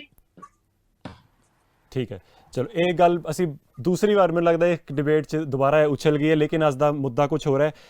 ਇੱਕ ਇੰਪੋਰਟੈਂਟ ਗੱਲ, ਭਦੌੜ ਦੀ ਸੀਟ ਦੀ ਗੱਲ ਕਰ ਲਈਏ। ਡਾਕਟਰ ਸਾਹਿਬ ਨੇ ਸ਼ੁਰੂਆਤ 'ਚ ਵੀ ਕਿਹਾ ਸੀਗਾ ਕਿ ਬਹੁਤ ਬੁਰੇ ਹਾਲ ਰਹੇ ਆ ਕਾਂਗਰਸ ਦੇ ਉਸ ਸੀਟ ਦੇ, ਇਹ 'ਚ ਕੋਈ ਸ਼ੱਕ ਨਹੀਂ ਹੈ। Fact of the matter is Congress ਪਿਛਲੇ 50 ਸਾਲਾਂ 'ਚ ਭਦੌੜ ਦੀ ਸੀਟ ਸਿਰਫ ਇੱਕੋ ਵਾਰ ਜਿੱਤਿਆ ਹੈ। ਇਸ ਤੋਂ ਪਹਿਲਾਂ ਸ਼੍ਰੋਮਣੀ ਅਕਾਲੀ ਦਲ ਦੀ ਸਟਰੋਂਗ ਹੋਲਡ ਰਹੀ ਹੈ, ਲੇਕਿਨ ਕਿਉਂਕਿ ਅਸੀਂ ਦੇਖਿਆ ਕਿ ਆਮ ਆਦਮੀ ਪਾਰਟੀ ਪਿਛਲੀ ਵਾਰ ਆਈ ਤੇ ਜ਼ਿਆਦਾਤਰ ਉਹਨੇ ਆਪਣੀਆਂ ਸੀਟਾਂ ਵੀ ਉਸੇ ਰੀਜਨ 'ਚ ਜਿੱਤੀਆਂ, ਯਾਨੀ ਕਿ ਮਾਲਵਾ, ਤੇ ਆਹ ਸੀਟ ਵੀ ਪਿਛਲੀ ਵਾਰ ਭਦੌੜ ਦੀ ਰਹੀ ਹੈ ਆਮ ਆਦਮੀ ਪਾਰਟੀ ਦੇ ਕੋਲ ਹੀ। ਤੇ ਬਿਲਕੁਲ ਕਾਂਗਰਸ ਥਰਡ ਰਹੀ ਸੀ ਉਦੋਂ, ਬੜਾ ਇੰਪੋਰਟੈਂਟ ਫੈਕਟਰ ਹੈ। ਦੂਜੀ ਗੱਲ, ਇਸ ਵਾਰ ਕਿਉਂਕਿ 5 ਕਾਰਨਰ ਕੰਟੈਸਟ ਹੋਣ ਵਾਲਾ, ਸਾਰੀਆਂ ਸੀਟਾਂ ਤੇ ਆ ਇੰਟਰਸਟਿੰਗ ਬੈਟਲ ਹੋਏਗਾ। ਸੋ ਇਸ ਵਾਰ ਪੰਜਾਬ ਲੋਕ ਕਾਂਗਰਸ ਦਾ ਵੀ ਉੱਥੋਂ ਹੀ ਕੈਂਡੀਡੇਟ ਖੜਾ ਹੈ, ਸ਼੍ਰੋਮਣੀ ਅਕਾਲੀ ਦਲ ਦਾ ਵੀ ਹੈ, SSM ਦਾ, ਆਮ ਆਦਮੀ ਪਾਰਟੀ, ਸਭ ਦਾ ਹੋਣ ਵਾਲਾ ਰਿਜ਼ਰਵਡ ਸੀਟ ਹੈ ਇਸ ਵਾਰੀ। ਸੋ ਸੀਟ ਦੀ ਵੀ ਗੱਲ ਕਰ ਲਈਏ ਡਾਕਟਰ ਸਾਹਿਬ, ਭਦੌੜ ਸੀਟ ਤੇ ਬਿਲਕੁਲ ਆਮ ਆਦਮੀ ਪਾਰਟੀ ਹੀ ਹੈ ਇਨ ਪਾਵਰ, ਲੇਕਿਨ ਇਸ ਵਾਰ ਕੈਂਡੀਡੇਟ ਚੇਂਜ ਹੋਇਆ, ਨਵਾਂ ਕੈਂਡੀਡੇਟ ਹੈ ਆਮ ਆਦਮੀ ਪਾਰਟੀ ਦਾ ਵੀ, ਕਿਉਂਕਿ ਉਹ ਸੀਟ ਰਿਜ਼ਰਵ ਹੋ ਗਈ ਸੀ। ਸੋ ਭਦੌੜ ਸੀਟ ਦੇ ਬੈਟਲ ਨੂੰ ਹੁਣ ਕਿਸ ਤਰ੍ਹਾਂ ਦੇਖਦੇ ਹੋ ਚੰਨੀ ਸਾਹਿਬ ਦੀ ਐਂਟਰੀ ਦੀ ਬਾਅਦ? ਦੇਖੋ ਗੱਲ ਇਹ ਹੈ, ਪਹਿਲਾਂ ਮੈਂ ਛੋਟੀ ਜਿਹੀ ਇੱਕ ਗੱਲ ਐਥਿਕਸ ਦੀ ਗੱਲ ਕਰਦੇ ਸੀ ਕਾਨੂੰਨ 'ਚ, ਉਹਦੀ ਜੀ ਛੋਟੀ ਜਿਹੀ ਇੱਕ ਲਾਈਨ ਕਹਾਂਗਾ। ਸਾਡੇ ਜਿਹੜੇ ਡਾਕਟਰ ਸੀਗੇ, ਇਹਨਾਂ ਨੂੰ ਸਰਕਾਰੀ ਨੌਕਰੀ ਕਰਦੇ ਹੋਏ ਦੁਕਾਨ ਖੋਲ੍ਹ ਕੇ ਪ੍ਰੈਕਟਿਸ ਕਰਨ ਦਾ ਅਧਿਕਾਰ ਸੀ। ਹੂੰ ਹੰਸਰਾਜ ਸ਼ਰਮਾ ਜੀ ਵਜ਼ੀਰ ਹੁੰਦੇ, 1972 ਦੀ ਗੱਲ ਹੈ, ਗਿਆਨੀ ਜੈਲ ਸਿੰਘ ਜੀ ਦੀ ਸਰਕਾਰ ਸੀ, ਜੀ ਅਸੀਂ ਡਾਕਟਰੀ ਕਰੀ ਨਵੀਂ ਅਸੀਂ ਇਹ ਜਹਾਦ ਛੇੜਤਾ ਵੀ ਜੇ ਡਾਕਟਰਾਂ ਨੂੰ ਸਰਕਾਰੀ ਨੌਕਰੀ ਕਰਦੇ ਹੋਏ ਘਰੇ ਬੈਠ ਕੇ ਕਲੀਨਿਕ 'ਚ ਮਰੀਜ਼ਾਂ ਦੀ ਲੁੱਟ ਕਰਨ ਦਾ ਅਧਿਕਾਰ ਹੈ, ਫਿਰ ਕਿਸੇ ਬਿਜਲੀ ਵਾਲੇ ਨੂੰ ਦੁਕਾਨ ਖੋਲ੍ਹਣ ਦਾ ਕਿਉਂ ਨਹੀਂ, ਮਾਸਟਰ ਨੂੰ ਅਕੈਡਮੀ ਖੋਲ੍ਹਣ ਦਾ ਕਿਉਂ ਨਹੀਂ? ਇਹ ਲੁੱਟ ਕਿੱਥੋਂ ਦੀ ਕਿਉਂ ਤੁਸੀਂ ਕਰਦੇ ਹੋ? ਅਸੀਂ ਉਹ ਬੰਦ ਕਰਾਈ, ਕਿਉਂਕਿ ਉਹ ਅਨਐਥੀਕਲ ਸੀ। ਕਿ ਤੁਸੀਂ ਹਸਪਤਾਲ, ਤੁਹਾਨੂੰ ਤਨਖਾਹ ਮਿਲਦੀ ਹੈ, ਤੁਹਾਨੂੰ NPA ਮਿਲਦਾ ਹੈ, ਤੁਸੀਂ 24 ਘੰਟੇ ਕੰਮ ਕਰਦੇ ਹੋ, ਠੀਕ ਹੈ, ਤੁਹਾਡਾ ਕੰਮ ਤੁਹਾਨੂੰ ਨਹੀਂ ਪੁੱਗਦਾ, ਛੱਡ ਦਿਓ। ਤੁਸੀਂ ਜੀ ਜੇ ਨੌਕਰੀ ਕਰਦੇ ਹੋ ਤਾਂ ਤੁਹਾਨੂੰ ਘਰੇ ਬੈਠ ਕੇ ਮਰੀਜ਼ ਦੀ ਲੁੱਟ ਕਰਨ ਦਾ ਕੋਈ ਅਧਿਕਾਰ ਨਹੀਂ ਹੈ ਕਿ ਉਹ ਤੋਂ ਤੁਸੀਂ ਪੈਸੇ ਲੈ ਕਰੋ। ਫਿਰ ਸਰਕਾਰ ਨੇ ਕਰਤਾ ਵੀ ਚੰਗਾ ਹਸਪਤਾਲ 'ਚ 2 ਘੰਟੇ ਵੱਧ ਲਾ ਕੇ ਇਲਾਜ ਕਰ ਲਿਆ ਕਰੋ। ਅਸੀਂ ਉਹ ਵੀ ਅਪੋਜ਼ ਕਰਿਆ ਵੀ ਅਸੀਂ 24 ਘੰਟੇ ਦੇ ਨੌਕਰਾਂ 2 ਘੰਟੇ ਵੱਧ ਲਾ ਕੇ, ਮਤਲਬ ਸਰਕਾਰ ਆਪਦੀ ਆਮਦਨ ਕਰਨ ਲੱਗੀ ਮਰੀਜ਼ਾਂ ਤੋਂ। ਹੂੰ ਮੈਂ ਇਹ ਕਹਿਣਾ ਵੀ ਐਥਿਕਸ ਮੋਰੈਲਿਟੀ ਦੇ ਵਿੱਚ ਕਿੱਥੋਂ ਆਪਾਂ ਟਰੈਵਲ ਕਿਵੇਂ ਕਰਦੇ ਹਾਂ, ਆਪਾਂ ਇਹਨੂੰ ਮਾੜਾ ਜਿਹਾ ਮੋਟਾ ਦੇਖੀਏ। ਇਹ ਨਹੀਂ ਹੈ ਵੀ ਫਿਰ ਤਾਂ ਹਰੇਕ ਹੀ ਬੰਦਾ ਠੀਕ ਹੈ। ਸਵਾਲ ਇਹ ਹੈ ਕਿ ਜਿਹੜੀਆਂ ਗੱਲਾਂ ਕਿਸੇ ਜ਼ਮਾਨੇ 'ਚ ਹੋਈਆਂ ਹੁੰਦੀਆਂ ਨੇ ਪਰ ਉਹ ਗਲਤ ਹੁੰਦੀਆਂ ਨੇ, ਹੌਲੀ ਹੌਲੀ ਉਹ ਸਮੇਂ ਦੇ ਨਾਲ ਗਲਤ ਸਾਬਤ ਹੋ ਜਾਂਦੀਆਂ ਨੇ, ਫਿਰ ਅਸੀਂ ਉਹਨਾਂ ਨੂੰ ਬਦਲਦੇ ਹਾਂ। ਬਦਲਣ ਵਾਸਤੇ ਤੁਹਾਨੂੰ ਲੀਹਾ ਤੋੜਨਾ ਪੈਂਦਾ ਹੈ। ਸੋ ਇੱਕ ਤਾਂ ਇਹ ਗੱਲ ਇਹਨਾਂ ਨੇ ਅਕਾਲੀ ਦਲ ਦੇ ਬੁਲਾਰੇ ਨੇ ਠੀਕ ਕਿਹਾ ਵੀ ਇਹ ਹੈ ਤਾਂ ਮਾੜੀ ਗੱਲ, ਪਰ ਇਹਨੂੰ ਬਦਲਣਾ, ਇਹ ਖੜਿਆਰ ਸਾਹਿਬ ਨੇ ਵੀ ਠੀਕ ਹੈ ਕਿ ਉਹ ਤਾਂ ਉਹਦਾ ਲੋਕ ਸਭਾ ਰਾਜ ਸਭਾ ਦਾ ਕੰਮ ਹੈ, ਅਸੀਂ ਤਾਂ ਕਰ ਨਹੀਂ ਸਕਦੇ ਤੇ BJP ਨਹੀਂ ਕਰੇਗੀ। ਇਹ ਗੱਲਾਂ ਨਾਲ ਸਹਿਮਤ ਹੋਇਆ ਜਾ ਸਕਦਾ ਹੈ, ਪਰ ਸਵਾਲ ਇਹ ਵੀ ਗਲਤ ਹੈ, ਗਲਤ ਹੈ। ਇਹ ਗੱਲ ਸਾਨੂੰ ਪ੍ਰਿੰਸੀਪਲੀ ਮੰਨਣਾ ਚਾਹੀਦਾ ਵੀ ਕਿਉਂਕਿ ਗਲਤ ਹੈ, ਪਰ ਅਸੀਂ ਇਕੱਲੇ ਛੱਡਾਂਗੇ ਉਹਦਾ ਕੋਈ ਫਾਇਦਾ ਹੀ ਨਹੀਂ। ਅਸੀਂ ਛੱਡ ਵੀ ਲਈਏ, ਹਾਲਾਂਕਿ ਡਾਰੀ ਵਾਲਿਆਂ ਨੂੰ ਵੀ ਲੋਕ ਛੱਡਦੇ ਸੀ। ਹੁਣ ਮੈਂ ਦੂਜੀ ਗੱਲ ਤੇ ਆਉਣਾ, ਭਦੌੜ ਵਾਲੀ ਸੀਟ ਤੇ। ਭਦੌੜ ਵਾਲੀ ਸੀਟ ਤੁਸੀਂ ਰਾਈਟਲੀ ਕਿਹਾ ਵੀ 50 ਸਾਲ 'ਚ ਸਿਰਫ ਇੱਕ ਵਾਰੀ ਕਾਂਗਰਸ ਨੇ ਜਿੱਤੀ ਹੈ ਜੀ। ਦੂਜੀ ਗੱਲ ਇਹ ਹੈ, ਭਦੌੜ ਵਾਲੀ ਸੀਟ ਤੇ ਈਵਨ ਜੇ ਅਸੀਂ ਸ਼ੈਡਿਊਲਡ ਕਾਸਟ ਵੋਟ ਦਾ ਗਣਿਤ ਦੇਖੇ ਤਾਂ ਵੀ ਉਹ ਇਹਨਾਂ ਦੇ ਫੇਵਰ 'ਚ ਹੀ ਨਹੀਂ। ਬਿਲਕੁਲ, ਇਹ ਵੀ ਆਪਾਂ ਨੂੰ ਸਮਝਣਾ ਚਾਹੀਦਾ। ਉਹ ਜਿਹੜੀ ਵੋਟ ਹੈ ਉਸ ਏਰੀਏ ਦੇ ਵਿੱਚ, ਉਹ ਸੀਟ ਬੇਸਿਕਲੀ ਰੂਰਲ ਸੀਟ ਹੈ। ਉਹ ਰੂਰਲ ਸੀਟ ਦੇ ਵਿੱਚ ਉੱਥੇ ਜਿਹੜੀ ਜੱਟ ਸਿੱਖ ਕਿਸਾਨੀ ਉਸ ਏਰੀਏ 'ਚ, ਇਵਨ ਪਾਪਾ ਕਿਸਾਨੀ ਨਹੀਂ ਹੈ, ਸਿੱਖ ਵੀ 2 ਤਰ੍ਹਾਂ ਦੇ ਨੇ ਨਾ। ਬਿਲਕੁਲ, ਜਿਹੜੀ ਜੱਟ ਸਿੱਖ ਕਿਸਾਨੀ ਉਹ ਬਹੁਤ ਗਿਣਤੀ 'ਚ ਹੈ, ਪਰ ਜੱਟ ਸਿੱਖ ਕਿਸਾਨੀ ਕਾਂਗਰਸ ਨਾਲ ਵੀ ਹੈ, ਆਪ ਵਾਲਿਆਂ ਨਾਲ ਵੀ ਹੈ, ਉਹ ਅਕਾਲੀ ਦਲ ਨਾਲ ਵੀ ਹੈ, ਉਹ ਕੈਪਟਨ ਦੇ ਨਾਲ ਵੀ ਕੋਈ 4 ਬੰਦੇ ਹੋਣਗੇ। ਸੋ ਇਸ ਕਰਕੇ ਜੇ ਤੁਸੀਂ ਕਾਸਟ ਕੰਬੀਨੇਸ਼ਨ ਦੇਖ ਕੇ, ਹਾਲਾਂਕਿ ਇਹ ਚੰਗੀ ਨਹੀਂ ਗੱਲ ਹੁੰਦੀ, ਪਰ ਇੱਕ ਹਕੀਕਤ ਹੈ, ਉਹਦੇ 'ਚ ਦੇਖਦੇ ਨੇ, ਦੇਖ ਕੇ ਹਿਸਾਬ ਲਾਉਂਦੇ ਨੇ। ਪਰ ਦੇਖ ਕੇ ਕੱਲਾ ਹਿਸਾਬ ਲਾ ਕੇ ਛੱਡ ਦੇਣ ਤਾਂ ਚੰਗਾ, ਪਰ ਇਹ ਉਹਨੂੰ ਜ਼ਿਆਦਾ ਤੇਜ਼ ਕਰਦੇ ਨੇ ਵੀ ਹਾਂ ਇਹ ਤੁਹਾਡੀ ਜਾਤ ਦਾ, ਤੁਹਾਡੇ ਧਰਮ ਦਾ, ਤੇ ਉਹ ਸਾਰੀਆਂ ਹੀ ਕਰਦੀਆਂ ਨੇ। ਹਾਲਾਂਕਿ ਜੇ ਸ਼ੈਡਿਊਲਡ ਕਾਸਟਾਂ ਦੀ ਗੱਲ ਕਰਦੇ ਨੇ, ਇਹ ਮੈਂ ਕਿਤੇ ਦੇਖ ਰਿਹਾ ਸੀ, ਕਹਿੰਦੇ ਜੀ ਉਹਨਾਂ ਨੇ ਹੁਣ ਇਹ ਦੱਸਣ ਦੀ ਕੋਸ਼ਿਸ਼ ਕਰੀ ਹੈ ਵੀ ਅਸੀਂ ਹੁਣ ਮਾਝੇ, ਇਹ ਇਕੱਲੇ ਦੁਆਬਾ ਮਾਝਾ ਨਹੀਂ ਹੈ, ਅਸੀਂ ਮਾਲਵੇ ਦੇ ਵਿੱਚ ਵੀ ਸ਼ੈਡਿਊਲਡ ਕਾਸਟਾਂ। ਬਾਈ ਦੀ ਵੇ, ਸ਼ਾਇਦ ਸਾਡੇ ਲੋਕਾਂ ਨੂੰ, ਬਹੁਤਿਆਂ ਨੂੰ ਪਤਾ ਨਹੀਂ ਕਿ ਜਿਹੜੀ ਦਲਿਤ ਵੋਟ ਹੈ, ਸ਼ੈਡਿਊਲਡ ਕਾਸਟ ਵੋਟ ਹੈ, ਇਹ ਦੁਆਬੇ 'ਚ ਜ਼ਿਆਦਾ ਨਹੀਂ ਹੈ। ਇਹ ਵੋਟ ਜ਼ਿਲ੍ਹੇ ਵਾਈਜ਼ ਵੀ, ਫਾਜ਼ਿਲਕਾ, ਫਿਰੋਜ਼ਪੁਰ, ਫਰੀਦਕੋਟ, ਇਹਨਾਂ 'ਚ 42% ਵੋਟ ਹੈ ਜੀ ਸ਼ੈਡਿਊਲਡ ਕਾਸਟ ਦੀ। ਮੋਗੇ ਦੇ ਵਿੱਚ 36.5% ਹੈ, ਮੁਕਤਸਰ ਦੇ ਵਿੱਚ, ਮੁਕਤਸਰ 'ਚ 42% ਤੇ ਫਰੀਦਕੋਟ 'ਚ ਸ਼ਾਇਦ 41%। ਸੋ ਇਹ ਵੋਟ ਮੈਕਸੀਮਮ ਉੱਥੇ ਹੈ। ਇੱਧਰ ਜਲੰਧਰ 'ਚ, ਹੁਸ਼ਿਆਰਪੁਰ 'ਚ, ਜਲੰਧਰ 'ਚ 39% ਹੈ, ਨਵਾਂ ਸ਼ਹਿਰ 'ਚ 42% ਹੈ, ਹੁਸ਼ਿਆਰਪੁਰ ਦੇ ਵਿੱਚ 36% ਹੈ, ਕਪੂਰਥਲੇ 'ਚ 37% ਹੈ। ਸੋ ਇਸ ਕਰਕੇ ਇਹ ਜਿਹੜੀ ਗਣਿਤ ਨੂੰ ਏਦਾਂ ਘੁਮਾਉਣਾ ਹੈ, ਉਹਦੇ ਵਿੱਚੋਂ ਗਾਹਾਂ ਜਿਹੜੇ ਰਵਿਦਾਸੀ ਨੇ, ਜਿੰਨੇ ਤੁਸੀਂ ਸਾਰਾ ਦੇਖ ਲਓ, ਚਾਹੇ ਨੌਕਰੀਆਂ 'ਚ ਨੇ, ਚਾਹੇ ਟਿਕਟਾਂ 'ਚ ਨੇ, ਚਾਹੇ ਮਿਨਿਸਟਰ ਬਣਨ 'ਚ ਨੇ, ਉਹਨਾਂ ਦੇ ਵਿੱਚ ਜਿਹੜੇ ਵਾਲਮੀਕੀ ਨੇ ਉਹ ਪਿੱਛੇ ਨੇ। ਹਾਲਾਂਕਿ ਕਾਨੂੰਨ 'ਚ ਲਿਖਿਆ ਕਿ ਅੱਧੀਆਂ ਉਹਨਾਂ ਨੂੰ ਦੇਣੀਆਂ ਨੇ, ਪਰ ਦਿੱਤੀਆਂ ਜਾਂਦੀਆਂ ਨਹੀਂ, ਦਿੱਤੀਆਂ ਨੌਕਰੀਆਂ ਵੀ, ਹੋਰ ਵੀ, ਉਹਦਾ ਵੀ ਸਵਾਲ ਹੈ। ਇਸ ਤੋਂ ਅੱਗੇ ਦਾ ਸਵਾਲ ਮੇਰਾ ਇਹ ਹੈ ਵੀ ਜਿਹੜੀ ਪਾਪੂਲੈਰਿਟੀ ਦੀ ਗੱਲ ਕਰੀ ਹੈ, ਸ਼ਡਿਊਲਡ ਕਾਸਟ ਬੱਚਿਆਂ ਦਾ ਸਕਾਲਰਸ਼ਿਪ ਮਾਰਿਆ ਗਿਆ, ਉਹਨਾਂ ਦੀਆਂ ਡਿਗਰੀਆਂ ਮਿਲੀਆਂ ਨਹੀਂ। ਟੈਕਨੀਕਲ ਐਜੂਕੇਸ਼ਨ 'ਚ ਮੈਕਸਿਮਮ ਡਿਗਰੀਆਂ ਸੀ ਜਿਹੜੀਆਂ ਨਹੀਂ ਮਿਲੀਆਂ। ਇਹ ਚੰਨੀ ਸਾਹਿਬ ਤਾਂ ਟੈਕਨੀਕਲ ਐਜੂਕੇਸ਼ਨ ਦੇ ਮਿਨਿਸਟਰ ਸੀਗੇ ਨਾ, ਘੱਟੋ ਘੱਟ ਡਿਗਰੀਆਂ ਤਾਂ ਦਵਾ ਦਿੰਦੇ ਨਾ ਉਹ ਬੱਚਿਆਂ ਦੀਆਂ, ਉਹ ਡਿਗਰੀਆਂ ਨਹੀਂ ਦਵਾ ਸਕੇ। ਬੱਚੇ ਦਾ ਤਾਂ ਕੋਈ ਕਸੂਰ ਹੀ ਨਹੀਂ ਨਾ, ਸਰਕਾਰ ਦਾ ਤੇ ਇੰਸਟੀਟਿਊਸ਼ਨ ਦਾ ਚੱਕਰ ਹੈ। ਡਿਗਰੀ ਇਲੀਗਲੀ ਬੱਚੇ ਦੀ ਰੋਕੀ ਹੋਈ ਹੈ, ਉਹ ਦਵਾਈ ਨਹੀਂ। ਇਹਨਾਂ ਦੀ ਆਪਦੀ ਸਰਕਾਰ ਨੇ ਕਹਿਤਾ ਵੀ ਹਾਂ ਇੱਥੇ ਹੇਰਾਫੇਰੀ ਹੋਈ ਹੈ, ਹਾਂ ਇੱਥੇ ਠੱਗੀ ਹੋਈ ਹੈ। ਨਾ ਤਾਂ ਉਹ ਠੱਗੀ ਦਾ ਮਸਲਾ ਹੱਲ ਕਰਿਆ, ਨਾ ਉਹ ਤੋਂ ਪੈਸੇ ਰਿਕਵਰ ਕਰੇ, ਨਾ ਉਸ ਅਫਸਰ ਨੂੰ ਸਜ਼ਾ ਦਿੱਤੀ ਜਿਹਨੇ ਕਿਹਾ ਸੀ ਠੱਗੀ ਹੋਈ ਹੈ ਵੀ ਭਾਈ ਤੂੰ ਤਾਂ ਝੂਠ ਬੋਲਤਾ, ਇਹ ਤਾਂ ਠੱਗੀ ਹੋਈ ਨਹੀਂ ਸੀ। ਸੋ ਫਿਰ ਆਪਾਂ ਕਿਹਨੂੰ ਕਰੀਏ? ਅਫਸਰ ਵੀ ਠੀਕ ਜਿਹੜਾ ਕਹਿੰਦਾ ਮੈਂ ਤਾਂ 51 ਕਰੋੜ ਰੁਪਇਆ ਵੰਡਤਾ, ਦੱਸੇ ਨਹੀਂ ਕਿੱਥੇ ਵੰਡਿਆ। ਉਹ ਕਹਿੰਦਾ ਜੀ ਇਹ ਮਿਨਿਸਟਰੀ ਖਰਾਬ ਸੀਗਾ, ਫਲਾਣਾ ਅਫਸਰ ਖਰਾਬ ਸੀ, ਉਹਨੇ ਉਹ ਦੋ ਦੇ ਦੋ ਚਲਾਤੇ। ਇਹਨਾਂ ਨੇ ਇੱਕ ਹੋਰ ਕਮੇਟੀ ਬਣਾ ਸੀ, ਉਹਨੇ ਹੋਰ ਕਹਿਤਾ ਵੀ ਨਹੀਂ ਨਹੀਂ ਇਹਨਾਂ ਦਾ ਕਸੂਰ ਹੀ ਕੋਈ ਨਹੀਂ। ਜੇ ਕਿਸੇ ਦਾ ਵੀ ਕੋਈ ਕਸੂਰ ਨਹੀਂ ਸੀ ਫਿਰ ਡਿਗਰੀਆਂ ਕਿਉਂ ਰੁਕੀਆਂ ਸੀ? ਪਹਿਲੀ ਗੱਲ। ਦੂਜੀ ਗੱਲ, ਜੇ ਉਸ ਅਫਸਰ ਨੇ ਇਨਕੁਆਇਰੀ ਗਲਤ ਕਰੀ ਸੀ, ਮੇਰੇ ਕੋਲ ਰਿਪੋਰਟ ਵੀ ਹੈ ਸਾਰੀ 32 ਪੇਜ ਦੀ ਰਿਪੋਰਟ ਹੈ, ਮੈਂ ਕੱਢੀ ਪੜਿਆ ਹੋਇਆ। ਜੇ ਉਹ ਇਨਕੁਆਇਰੀ ਗਲਤ ਕਰੀ ਸੀ ਤਾਂ ਉਹਦੇ ਤੇ ਉਹਨੂੰ ਸਜ਼ਾ ਕਿਉਂ ਨਹੀਂ ਦਿੱਤੀ ਵੀ ਤੂੰ ਝੂਠ ਕਿਵੇਂ ਬੋਲਿਆ, ਵੀ ਤੂੰ ਆਪਦੀ ਖੁੰਦਕ ਦੇ ਵਿੱਚ ਕੋਈ ਅਫਸਰ ਏਦਾਂ ਥੋੜ੍ਹਾ ਕਰਦਾ। ਫਿਰ ਜਿਹੜੇ ਅਕਾਲੀ ਨੇ ਉਹਨਾਂ ਵੇਲੇ ਵੀ ਹੇਰਾਫੇਰੀ ਹੋਈ ਸਕਾਲਰਸ਼ਿਪ 'ਚ, ਉਹ ਉਸ ਵੇਲੇ ਤੇ ਚੁੱਪ ਨੇ। 2014 'ਚ 15 'ਚ ਈਵਨ ਰਿਕਵਰੀ ਹੋਈ ਆ ਪੈਸੇ ਦੀ। ਸੋ ਜਦ ਤੁਸੀਂ ਇਹ ਫੈਸਲਾ ਕਰ ਲਿਆ ਕਿ ਤੁਸੀਂ ਸ਼ਡਿਊਲਡ ਕਾਸਟ ਦੇ ਨਾਂ ਦੇ ਉੱਤੇ ਸਿਆਸਤ ਕਰਨੀ ਹੈ, ਪਰ ਉਹਨਾਂ ਦਾ ਬੈਨੀਫਿਟ ਐਕਚੁਅਲ ਨਹੀਂ ਕਰਨਾ। ਬੈਨੀਫਿਟ ਵੀ ਨਹੀਂ ਮੈਂ ਕਹਾਂਗਾ, ਜੋ ਉਹਨਾਂ ਦਾ ਲੀਗਲ ਰਾਈਟ ਹੈ। ਇੱਥੇ ਲੀਗਲ ਰਾਈਟ ਦੀਆਂ ਗੱਲਾਂ ਬੜੀਆਂ ਹੋਈਆਂ ਨੇ, ਫਿਰ ਤਾਂ ਲੀਗਲ ਰਾਈਟ ਉਹਨਾਂ ਦਾ ਜਮੀ ਲੀਗਲ ਰਾਈਟ ਮਾਰਤਾ, ਉਹਦੇ ਉੱਤੇ ਵੀ ਤਾਂ ਗੱਲ ਕਰਦੀ ਹੈ ਨਾ ਕਦੇ ਜੀ। ਸੋ ਇੱਕ ਤਾਂ ਇਹ ਹੈ। ਹੁਣ ਜਿਹੜਾ ਹੈਗਾ ਭਦੌੜ ਦਾ ਏਰੀਆ, ਉਹਦੀ ਤੁਸੀਂ ਪੈਟਰਨ ਪਿਛਲੇ ਦੇਖ ਲਓ, ਲੋਕ ਸਭਾ ਦੇ ਵੇਲੇ ਦੇਖ ਲਓ, ਉੱਥੋਂ ਦੇ ਲੋਕਾਂ ਦਾ ਸੱਭਿਆਚਾਰ ਸ਼ਿਸ਼ਟਾਚਾਰ ਸਾਰਾ ਦੇਖ ਲਓ। ਉੱਥੇ ਜਿਹੜਾ scheduled caste versus non scheduled caste ਏਡੀ ਵੱਡੀ ਕੰਟਰਾਡਿਕਸ਼ਨ ਹੀ ਨਹੀਂ ਹੈ। ਉਹ ਕਿਉਂ ਨਹੀਂ ਹੈ? ਉੱਥੇ ਬਹੁਤ ਸਾਰਾ ਪ੍ਰਭਾਵ ਰਿਹਾ ਹੈ ਪ੍ਰੋਗਰੈਸਿਵ ਮੂਵਮੈਂਟਸ ਦਾ। ਜਿਹੜੀ ਸਾਡੀ ਮਜਾਰਾ ਮੂਵਮੈਂਟ ਰਹੀ ਆ ਉਹ ਇਸ ਏਰੀਆ ਦਾ ਗੜ ਰਿਹਾ, ਬਰਨਾਲੇ ਏਰੀਏ ਦਾ। ਬਿਲਕੁਲ। ਜਿਹੜੀ ਉਸ ਤੋਂ ਬਾਅਦ ਕੈਰੋਂ ਦੇ ਖਿਲਾਫ ਮੂਵਮੈਂਟ ਸੀ, ਬੈਟਰਮੈਂਟ ਲੇਵੀ ਦੇ ਖਿਲਾਫ, ਉਹ ਵੀ ਗੜ ਰਿਹਾ ਉੱਥੇ।